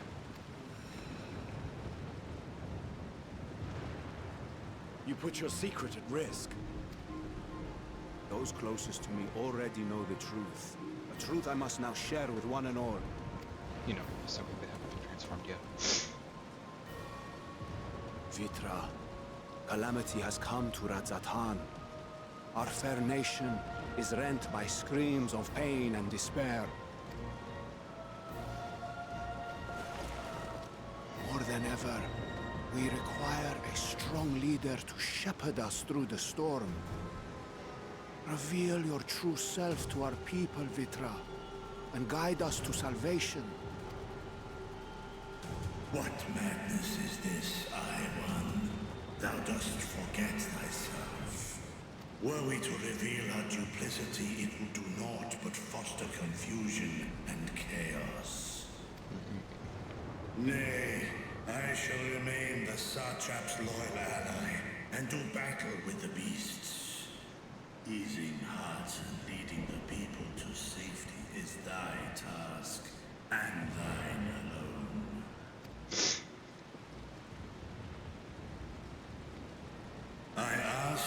you remain at Ahewan's side, and render unto him what aid you may. I know not what lies ahead, but without you, Ra-Zetan will not survive.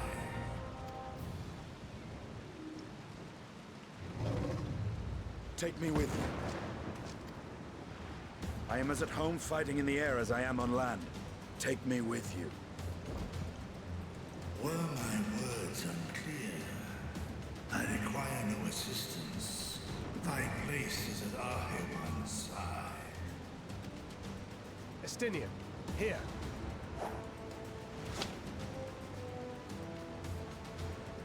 The last thing you ever wanted. A link pearl. We'd gain much from knowing your elevated perspective. And it'll keep you from getting lonely, which I know you love. You heard the man. Seems I'm coming with you after all.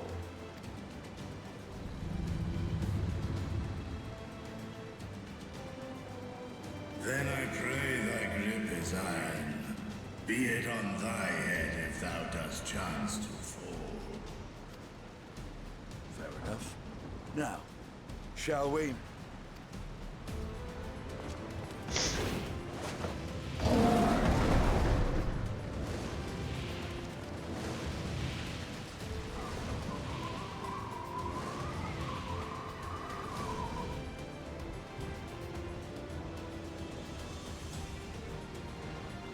I fear it is as Vitra says. We will not survive this on our own. While I am loath to impose upon you again. I would insist if you did not. 'Tis the very reason we have come. Then once more I find myself without words to thank you properly. Let us return to the capital and plan our next course of action. Please tell me I can return to the Aether right there.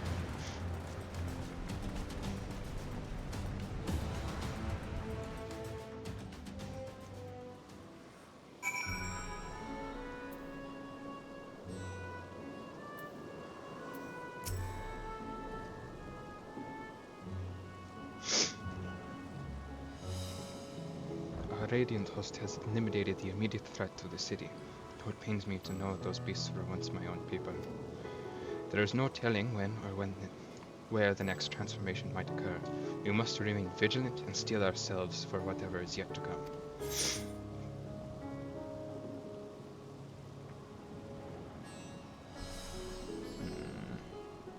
We're going for the honey.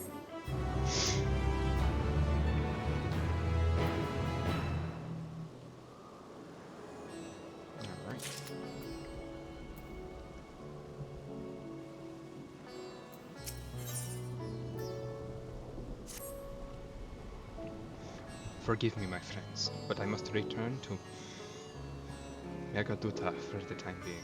There, I can better manage this crisis and dispatch my troops as the situation demands.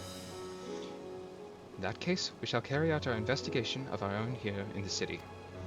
Mayhap the residents can tell us more about the first of their transformations, and the conditions under which it occurred.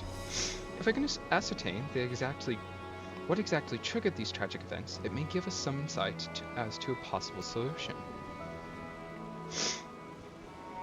Time is of the essence. Let's split into 3 groups that we may cover more ground. Alize and I will go to Pax's Path. Thancred and Yashilla make for Dharma. I leave Artha to Graha New Tarth. Any information you can gather on the first blasphemy or the manifestation on the final days here in the city would be most helpful. When we have completed our respective inquiries, let us reconvene in front of Megaduta, that we might share what we've learned with the satrap. Oh.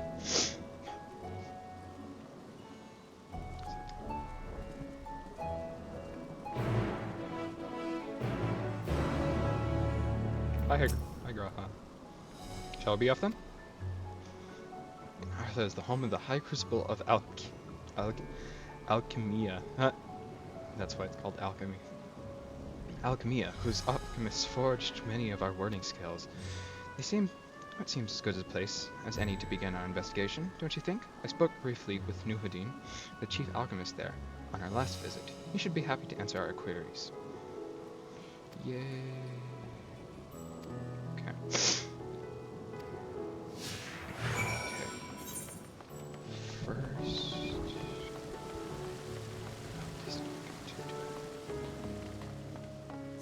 I mean, come on, I beat up the bad guy. Please tell me I can attune to it. Please tell me this isn't another Yumor situation.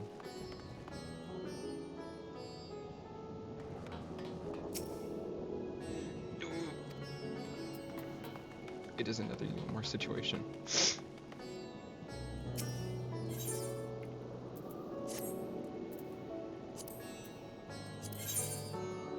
Oh yeah, that's where I put all my dice.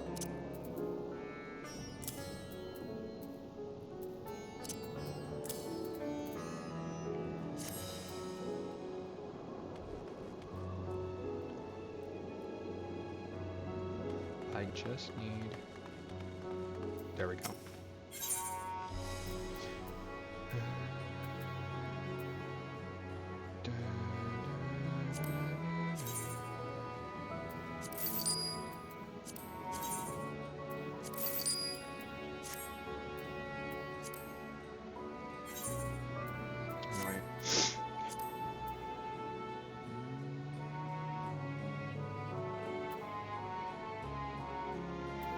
Ah, armor chest. There we go.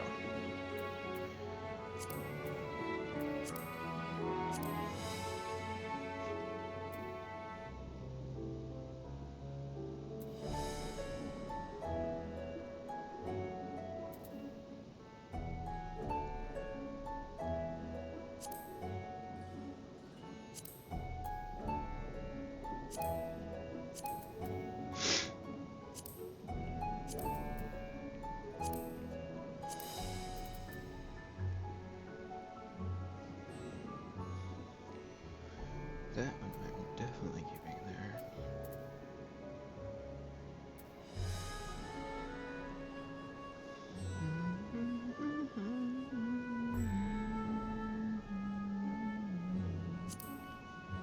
Actually, also going to return out to my inventory, but that's for a different reason.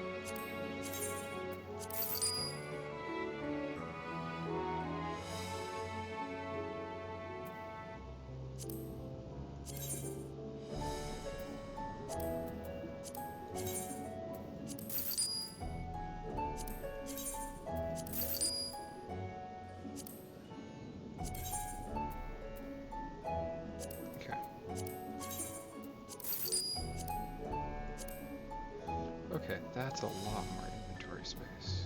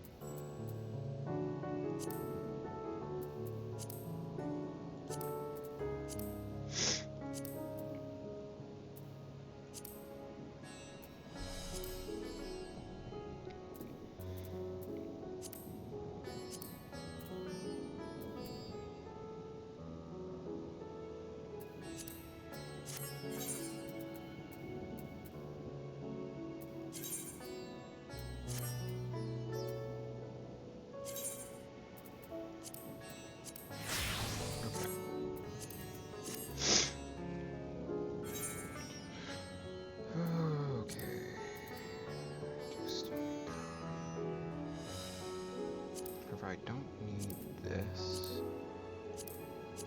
In fact, I don't need any of those. Okay.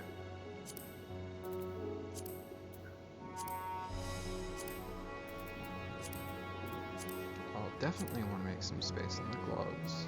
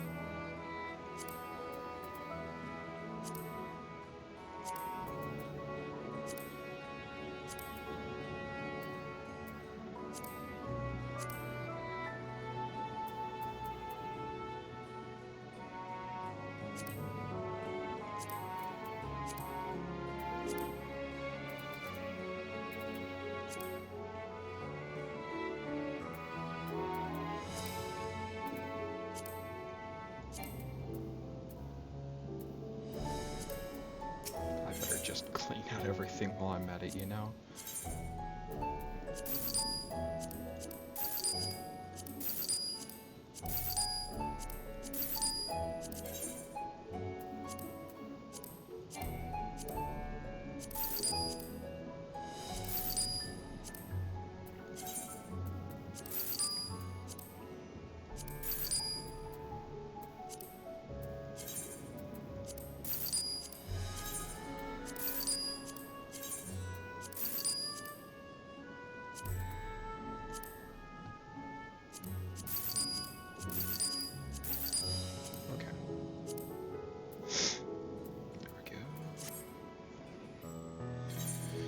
Okay, now for the paints.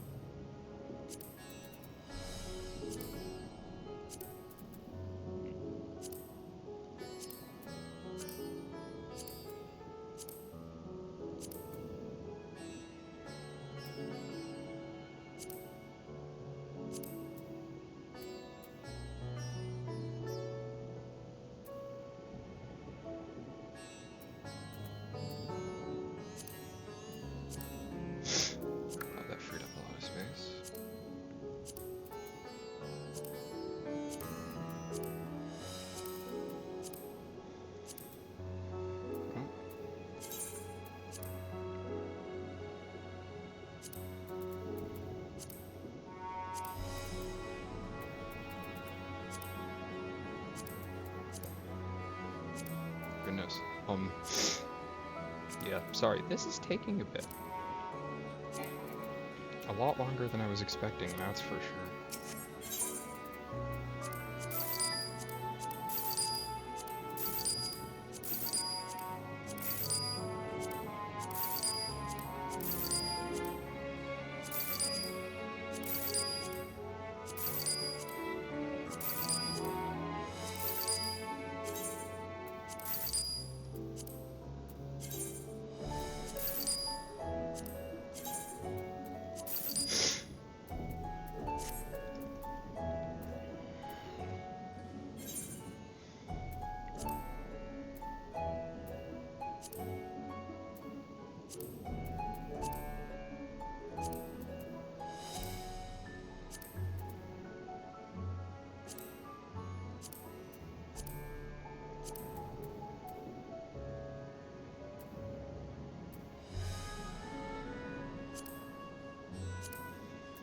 Wow, that was very much needed.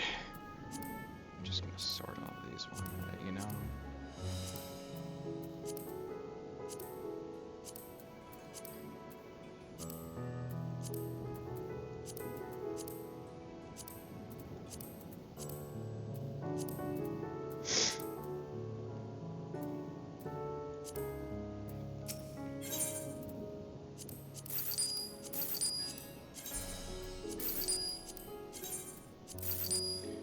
Okay. Okay, that's that all taken care of. Now to the actual thing now. Right on.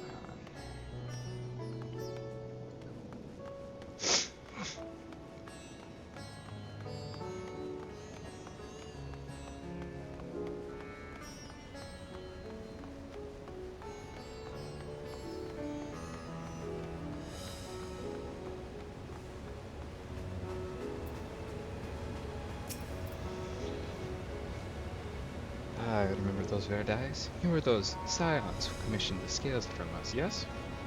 I welcome you back to the High Crucible. What brings you here in these troubling times? We're assisting the satrap in investigating the crisis that plagues the city. Did you happen to catch a sight of any of the creatures? I did. As I was going about my work, I was disturbed by crashing footsteps so powerful that the very ground shook. I rushed outside, and I could not believe what I beheld. The night sky was burning. Suddenly, I heard a panicked screams coming from the direction of Balsan Azar. In the next instant, a monstrous beast poked its head out from amidst the stars. A handful of the Radiants rushed to the scene, only to be sent sprawling as the Fiend and its minions propelled themselves skyward. So the blasphemy came from the vicinity of the markets. This knowledge may prove useful. I thank you for sharing your tale. Well, I do believe we know now where we should inquire next. To the bazaar, then.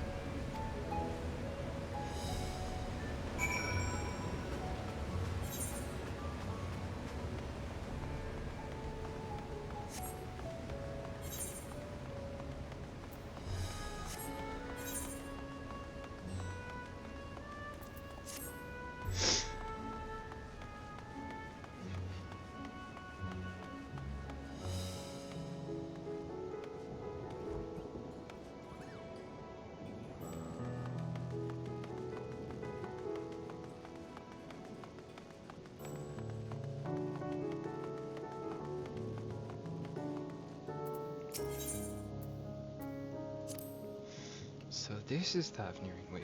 I must say, it bears a resemblance to the traditional fabrics of Corvus. Small wonder, really, given that it's just across the water.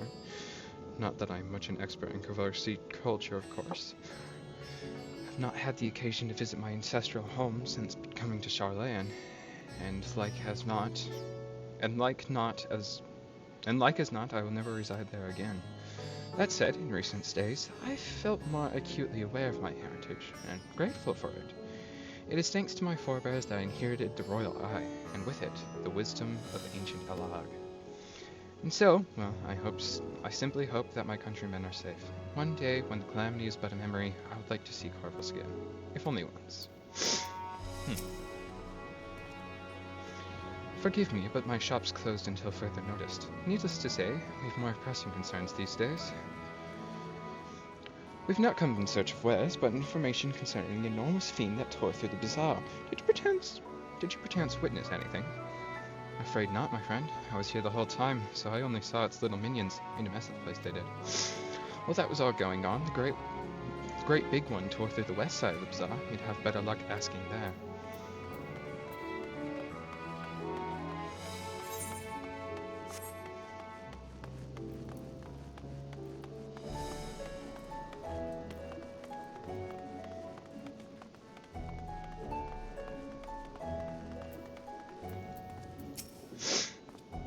Something the matter, traveler? If you are lost, perhaps I could be of assistance.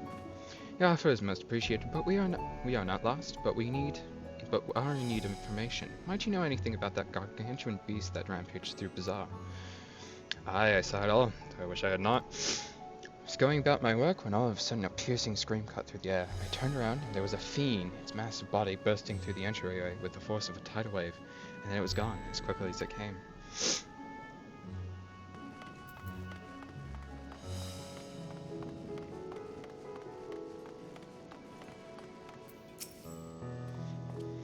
Sisters, have mercy. What is happening to the world? What am I to do? Is nowhere safe? Settle down, friend. The danger has passed, at least for now. If it's not too painful to remember, could you tell us what you saw? First I heard screams, then a horde of ravening beasts came charging towards us. One of them was huge, bigger than a married, throwing people about like rag dolls, and it was eating them. I hid under the counter, saw others do the same. The shrieking and wailing kept getting louder, more voices in the throng, beasts or victims, I couldn't tell. I knew not what was happening. I still don't. That is enough, my good man. You were brave to share with us your tale. Many of your fellow merchants are safe. The High Crucible, too, has survived mostly unscathed. Pray stay close to your friends and loved ones, and rest your mind and body while you are able. I suspect that that's the most we can expect people to hear to tell us. I think it's best we find a place outside the bazaar where we might rest and review our findings. Other way.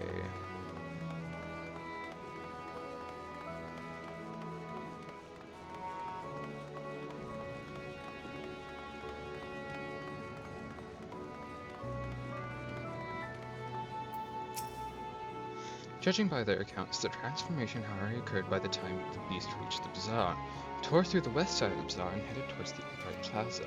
In other words, the blasphemy may have first appeared in this vicinity. That being the case, the people in Mayhain can surely tell us more.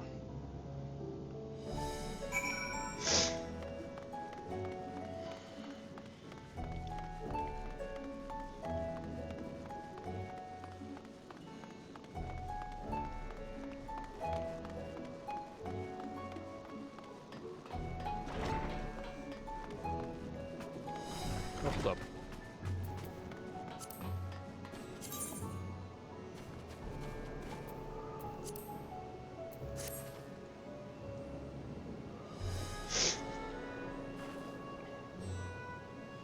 No.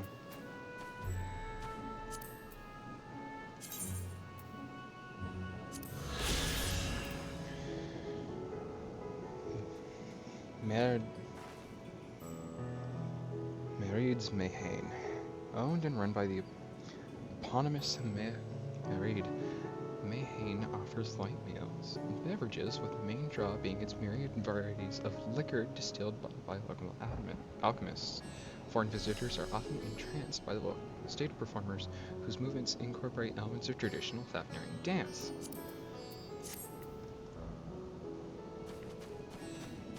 Good thing I was up here anyway.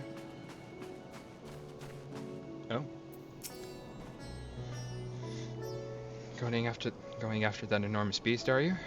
Aye, I saw it, including the very instant that poor bastard transformed. Damn the gods for putting me there. Started over there, by the window. A few men, merchants probably, talking and drinking. The conversation must have taken a turn for the worst. Next thing I know, their leader, I suppose it was, buries his head in his hands, and black mist was swirling about him. Then his whole body bursts apart, and there stands a hideous, slavering beast. Massive and foul, all gaping maws and bulging eyes.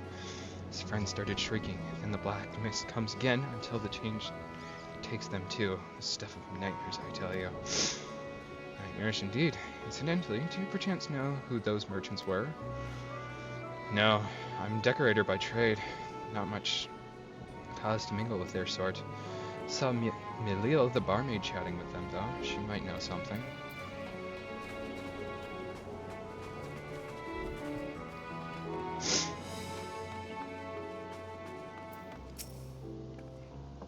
Even after repairing all that damage, it'll take a while for business to pick up again.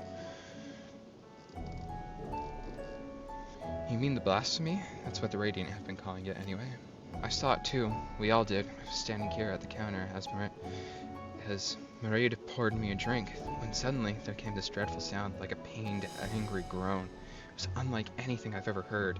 I turned around in shock, and from an ominous cloud of black mist rose the creature, enormous and ghastly to behold. As for what happened next, to recall it sent shivers up my spine. By some stroke of fortune, I was able to slip outside before the beast got its claws on me. The sight that greeted me offered no solace. The blue sky above turned red as blood. Marie, myself, and the other survivors clung to each other for dear life until the Radiant host came to our aid. Wait, did I hear you correctly? The beast manifested before the sky began to burn? I'm certain of it. The windows offer a clear view of the sky, and I saw nothing out of the ordinary until the beast appeared and began to rage. That is interesting. Alright.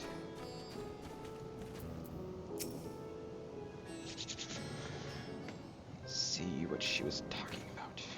Oh, hello there. Welcome to Marie's Mahane. How can I help you? What can we get you? We've not come for libations, but rather for information. You are Milil, correct? We are investigating this so-called blasphemy on the Saptrap's behalf. We hear it was one of your customers, a merchant, the first underwent the transformation. What can you tell us about him? He was something of a regular here, especially of late. Kalzala was his name. He ran his own consortium, dealing primarily in exports of Thavnarian specialties.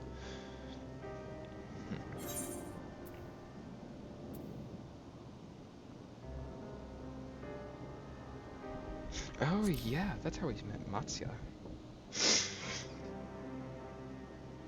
Yes, the name rings a bell. Didn't you meet them both on your first trip to Thavnir?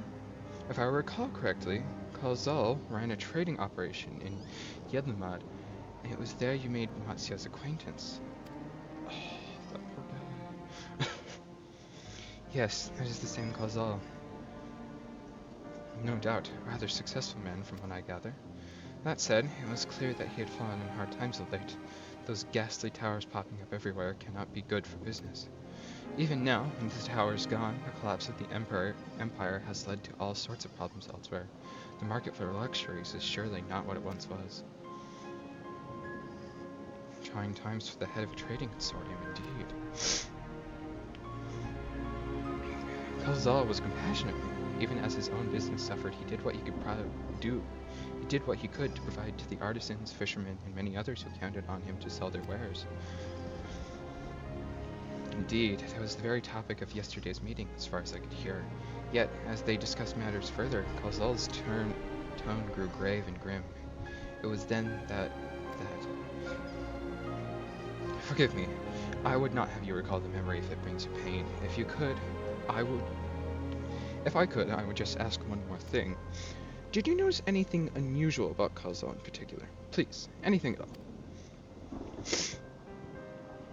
Sorry, nothing springs to mind. Perhaps someone else can help you. Kalzal lived for his work and had no family that I know of. His employees and associates knew him best, but they too are lost to us. Still, perhaps his neighbors know something. Know something I do not. I can direct you to them if you believe it would help. What do you say? That'll work.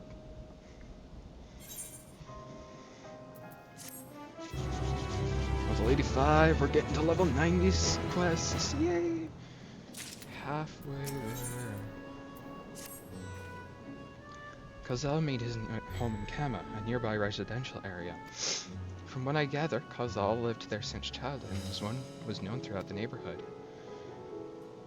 Kama, The name is new to me. How do we get there? I'll write down some directions. I cannot promise that you will find what you seek there, but if nothing else, it was a start. Come, let's see where this lead takes us.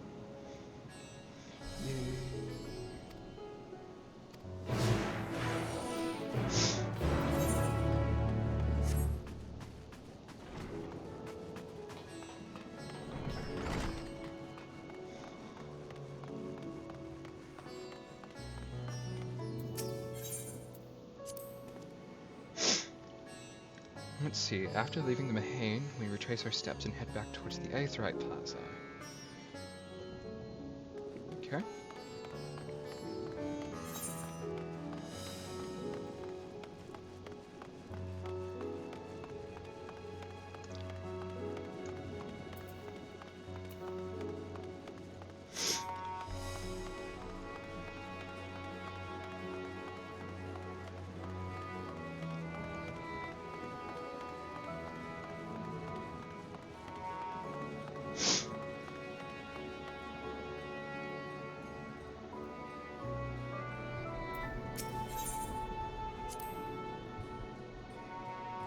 From here, we send the stairs. Oh, there's stairs here. Didn't even notice that.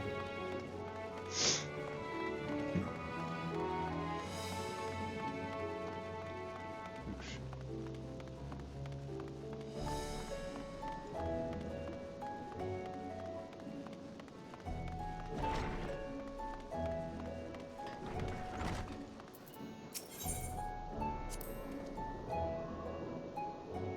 Ah, this must be used. In that case, we should take the path leading southeast.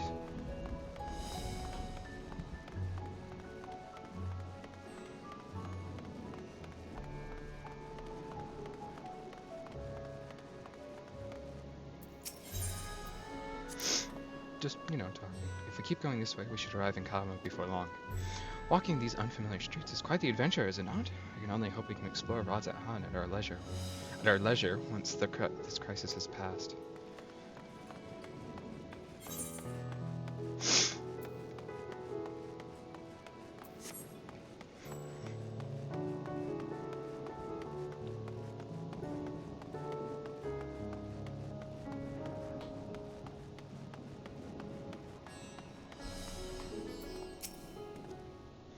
And this must be Kama. We've arrived at last. Let us begin questioning the residents without delay. No doubt someone here can tell us about Khazal. Given recent events, I imagine many are taking shelter indoors. Into the houses. I don't know.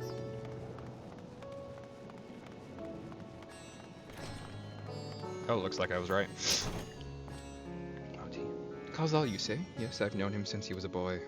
If there was ever a man who was born to be a merchant, it was him. Always early to depart and late to return. He'd spend his days procuring the finest wares and seeking out willing customers who could say it came to him as easily as breathing. Sadly, business was flagging of late. No surprise really, with how dangerous travel has become. He was cooped up in his house from dawn till dusk the other day, no doubt racking his brain for a way to turn his fortunes around. Then, at night, I heard the door open. I looked up to see Khazal sitting on a bench, his head hung low. A man with the weight of the world on his shoulders. I see, the situation must have been quite dire indeed. Did you notice anything else out of the ordinary? Nothing to speak of, other than the troubles with the consortium. He was the same old Khazal, cordial and honest, like always. These questions you are asking, has something happened to him? He hasn't caught up in that terrible incident at the bazaar, was he? I don't travel much these days, but my daughters told me not to venture outside. Stuck in here as I am, I've heard little about these bazaar going-ons. Rest assured, the city is safe now, but the situation may change without warning. I urge you, stay close to your daughter and be prepared to take refuge should the satrap order it.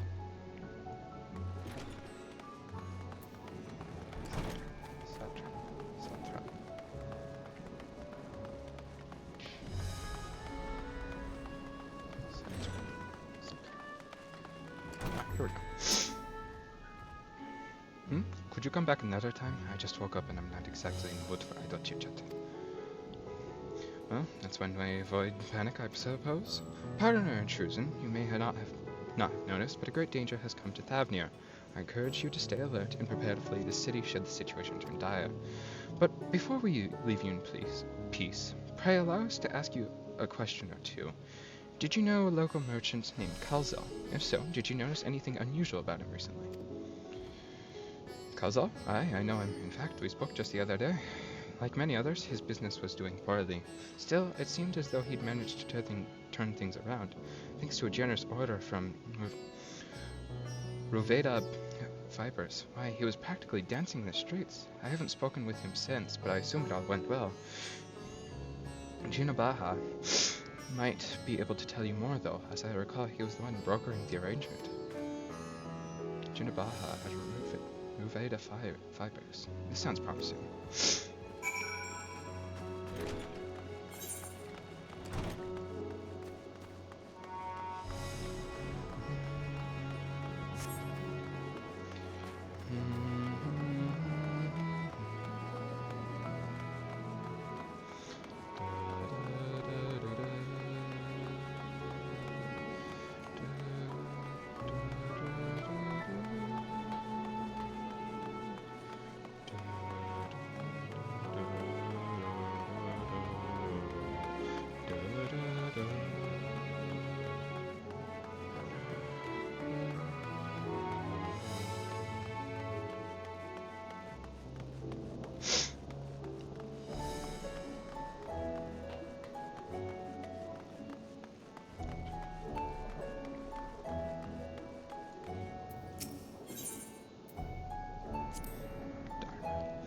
If I'm not mistaken, these stairs lead to Dharma.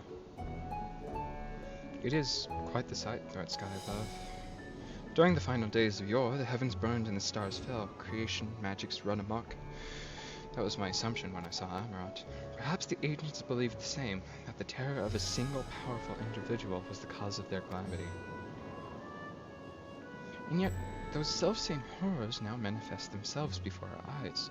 What could it be that sets the heavens aflame and turns ordinary men into beasts? I truly hope we will see.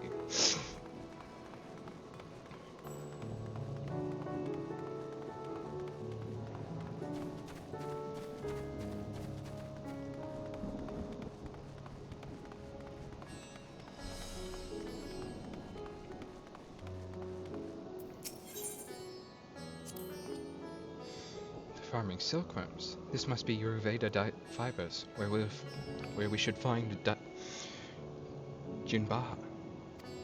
Okay. I'm just bad at English, it seems. Again.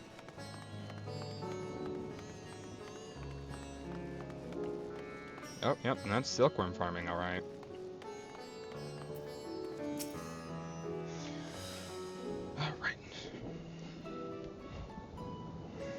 Hurry, I say, there's no time to waste.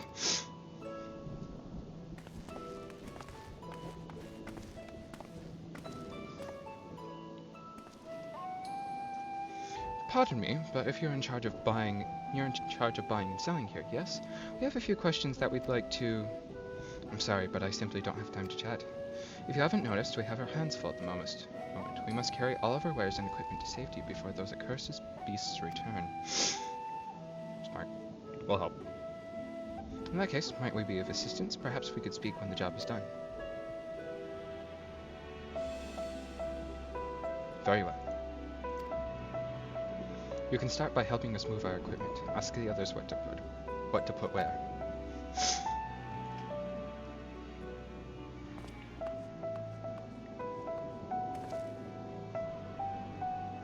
And you can carry our fabrics. Nope. Something I do on a daily anyway.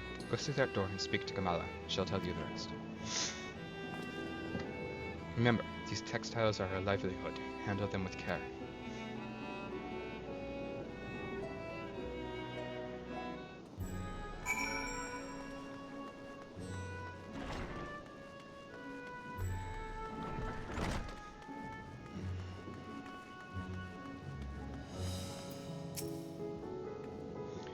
This area is for employees only. Out! Out!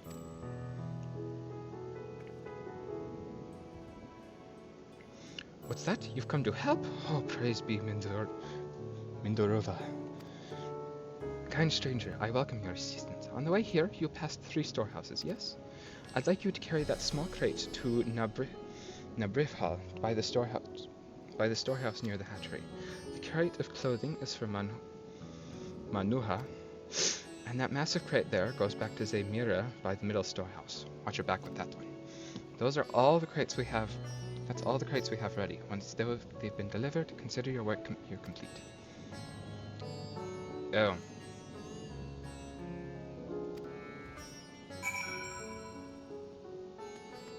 Light crate.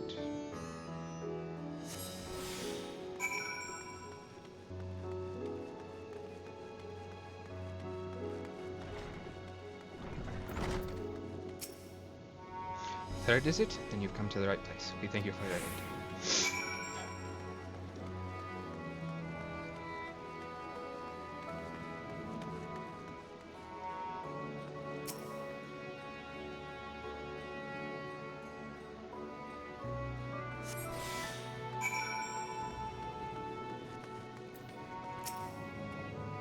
If you have any crates of finished products such as carpets, clothing, and the like, pray bring them here at our primary storehouse.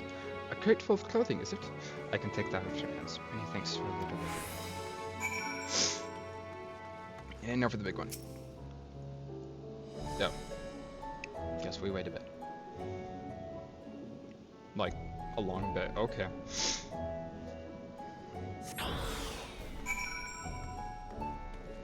Why would you carry it that way? I say, you're quite the brawny one, aren't you? Good thing that. Never know when you'll need to defend yourself in these unpredictable times. Thank goodness that's quite literally my job. Crate full of fabrics, is it? Exactly what I was hoping to receive. Here, let me put that away for you.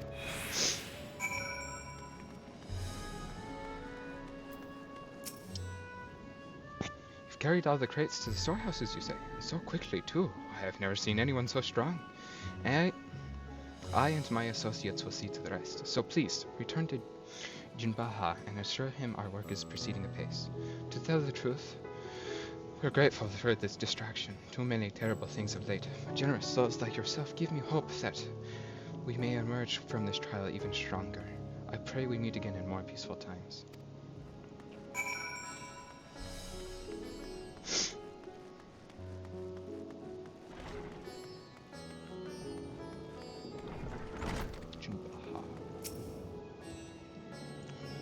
Done as I asked, have you? Hi, Kamal. If Kamala is satisfied with your work, then so am I. You have done us a great favor, traveler.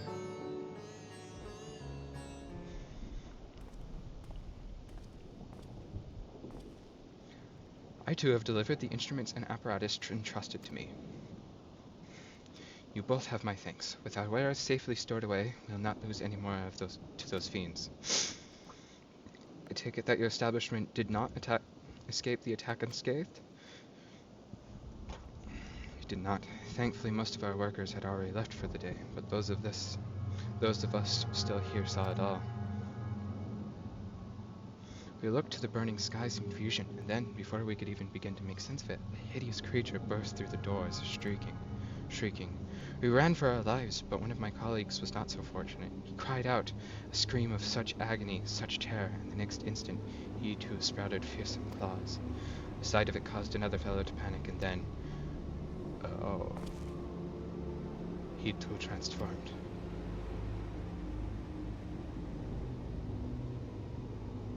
I think I'm starting to see a correlation here.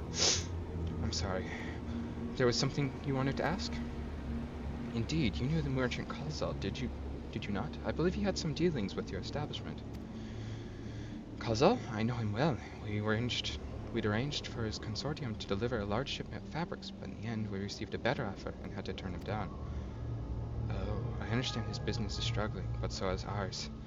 After another of our most reliable trading partners agreed to transport the goods for a much smaller commission, and we'd have been fools to refuse. I felt terrible for withdrawing the offer, but you must understand we simply had no choice. He tried to put on a brave face when I delivered the news, but his dejection and despair were plain as day. He said he'd discussed it with his associates, but I could tell he'd all but given up hope. Detection and despair.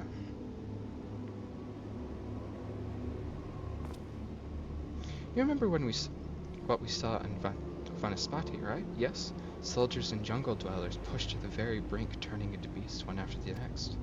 It would seem the same phenomenon occurred here. The pork has been attacked by the fiends, as well as those that witnessed it, all undergoing the change. I suspect that everything began with Kalzal. By all accounts, it was he who suffered from the most profound and piercing despair. Wait, could that be it?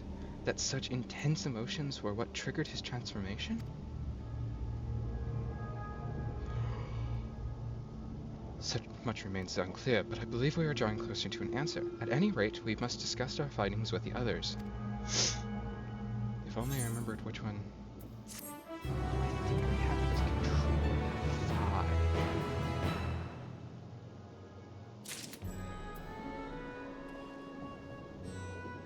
Nope.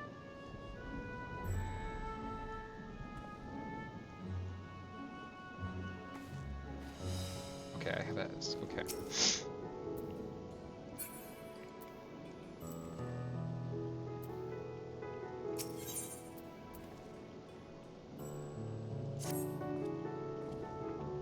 We already reconvened with the others in front of Magaduda. Were we not? That should just be outside. With any luck, they will have already returned from their own investigations. My friend, we must take our leave. I pray your establishment is spared for their tragedy. But remember, your lives are far more precious than any wares. If you are ordered to flee, do so without hesitation. Indeed, I thank you for your concern, and pray you too take care as well.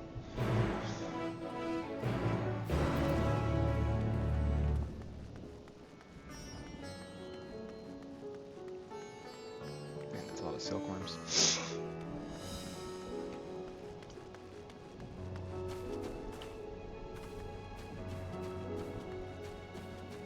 Uh-oh.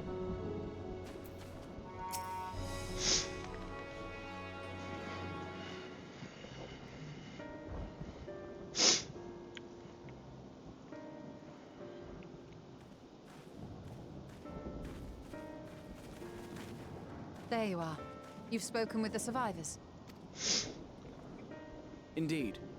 We thought to share what we have gleaned, that we might together gain a greater understanding of present circumstances. Okay. So that's what he sounds like. It's been a while. Fortuitous timing. Alize and I completed our own investigations not long ago. Then we should take a moment to compare notes. Shall we begin with the two of you?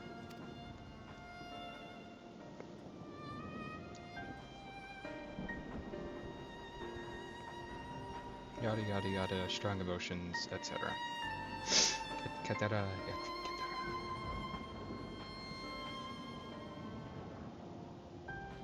more and more.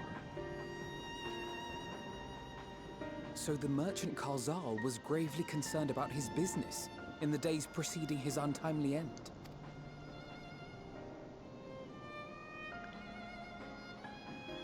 The tales we heard were much the same.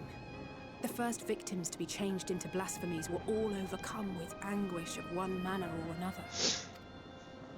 Then those who saw their loved ones stolen before their eyes succumbed to a similar panic, setting in motion a chain of transformations. Fear, unease, despair. These negative feelings serve as a catalyst. If so, then it is not unlike the calamity that befell the ancients. With their creation magics, they unwittingly gave form to untold horrors. Had they simply lost control, surely it would have manifested in many forms, not all of them monstrous. Yet somehow, this phenomenon is triggered solely by the darkness in their hearts, a common thread with what we now witness. Common, but not identical. While the beasts the ancients faced were forged with magic alone, those of today are born of sentient beings. Why remains to be seen. But there is one fundamental difference between us and our predecessors. Our souls are sundered, whereas theirs were not. Perhaps that single variable makes all the difference. If I may, there was another detail that troubled me. We have it on good authority that Karl Zahl's transformation took place before the skies began to burn. What? If that's true, then the situation's more dire than we realized. It means even if there's no ominous sign presaging the final days, anyone, anywhere, has the potential to become a beast. Oh no. Even in lands we thought safe, even as we speak. There goes Ishgard. Look! It's the Satrap! The Satrap! Thank the heavens.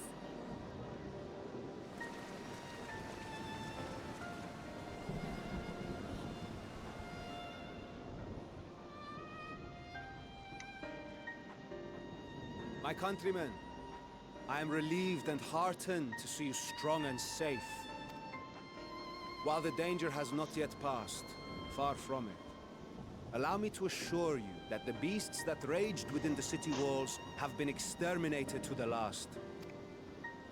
Outside this sanctuary, the brave men and women of the Radiant Host and our dragon ally continue to battle our unholy foes. I pray these tidings put your minds at ease and help you calm your hearts. Have faith that we shall soon conquer this terrible trial. Your Excellency, is there any word from Palaka's stand? My grandson was bound for there yesterday, and I worry for his life. We are still awaiting a report, but I promise you, as soon as I have aught to share... Your Excellency, I bring grave news. You are? I'm Matsya of Akyali, a That's humble Matsya. fisherman. Ah, I remember you from our first visit. Wait, you're... But no, that can wait. When the skies turned red, I set off for Palaka's stand, fearing for the safety of a friend. But as I drew near the village, I saw dreadful beasts all about. No! Gods have mercy! Your Excellency! Save my grandson, I beg of you! We will spare no effort to save all we can, but you must remain calm. Calm? You tell me to be calm? You saw those beasts? They tore our bravest warriors limb from limb! What if we are too late, huh? They catch him, stick their fangs into him? Oh no. The fangs! The screams! Get away from her, now!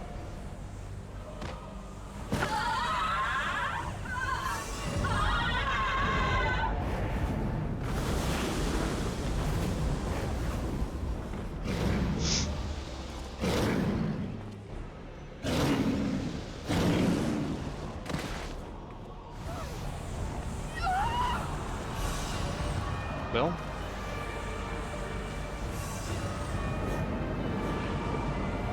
they certainly made it a lot, made it way more tame than Shadowbringers. Damn it! We've got to kill them before it spreads. We'll handle this. See the townspeople to safety.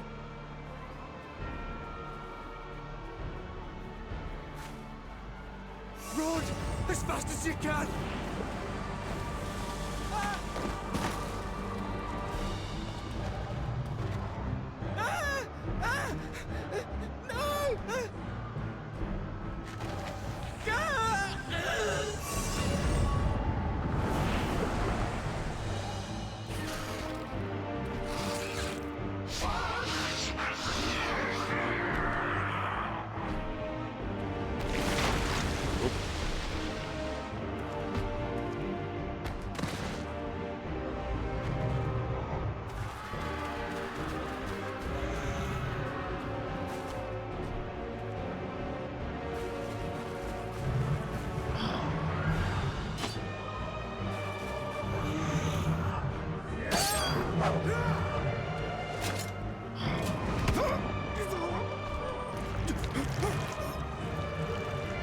Vitra, our people, you must save them.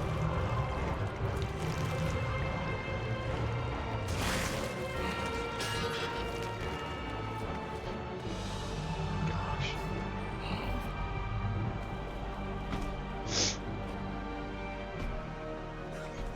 My son.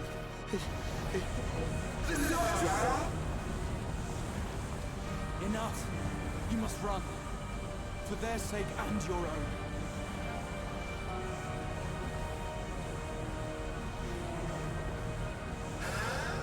Yes. We'll survive. We must. Go Graha.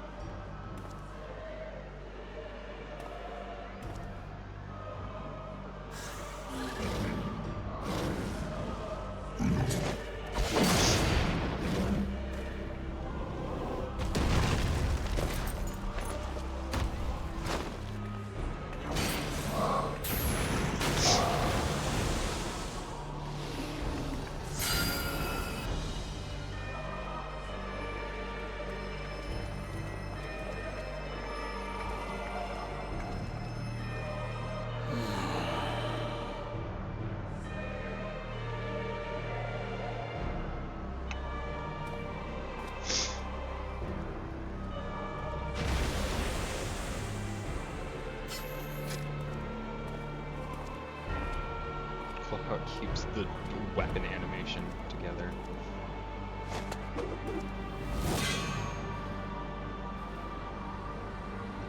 Be strong, my friends! Fear not, for we will defeat these abominations!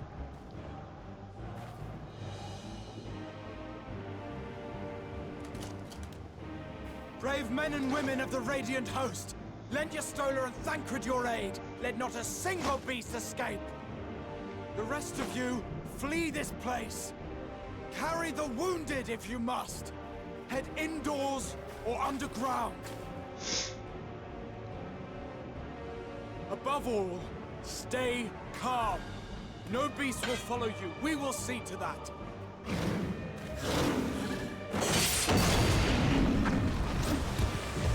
Alphino! Alice! Leave the city to us, and make for Palaka's stand at once!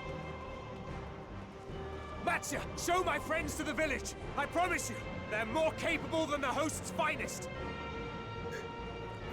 Right. Go with them, will you? We will save these people. As many as we can.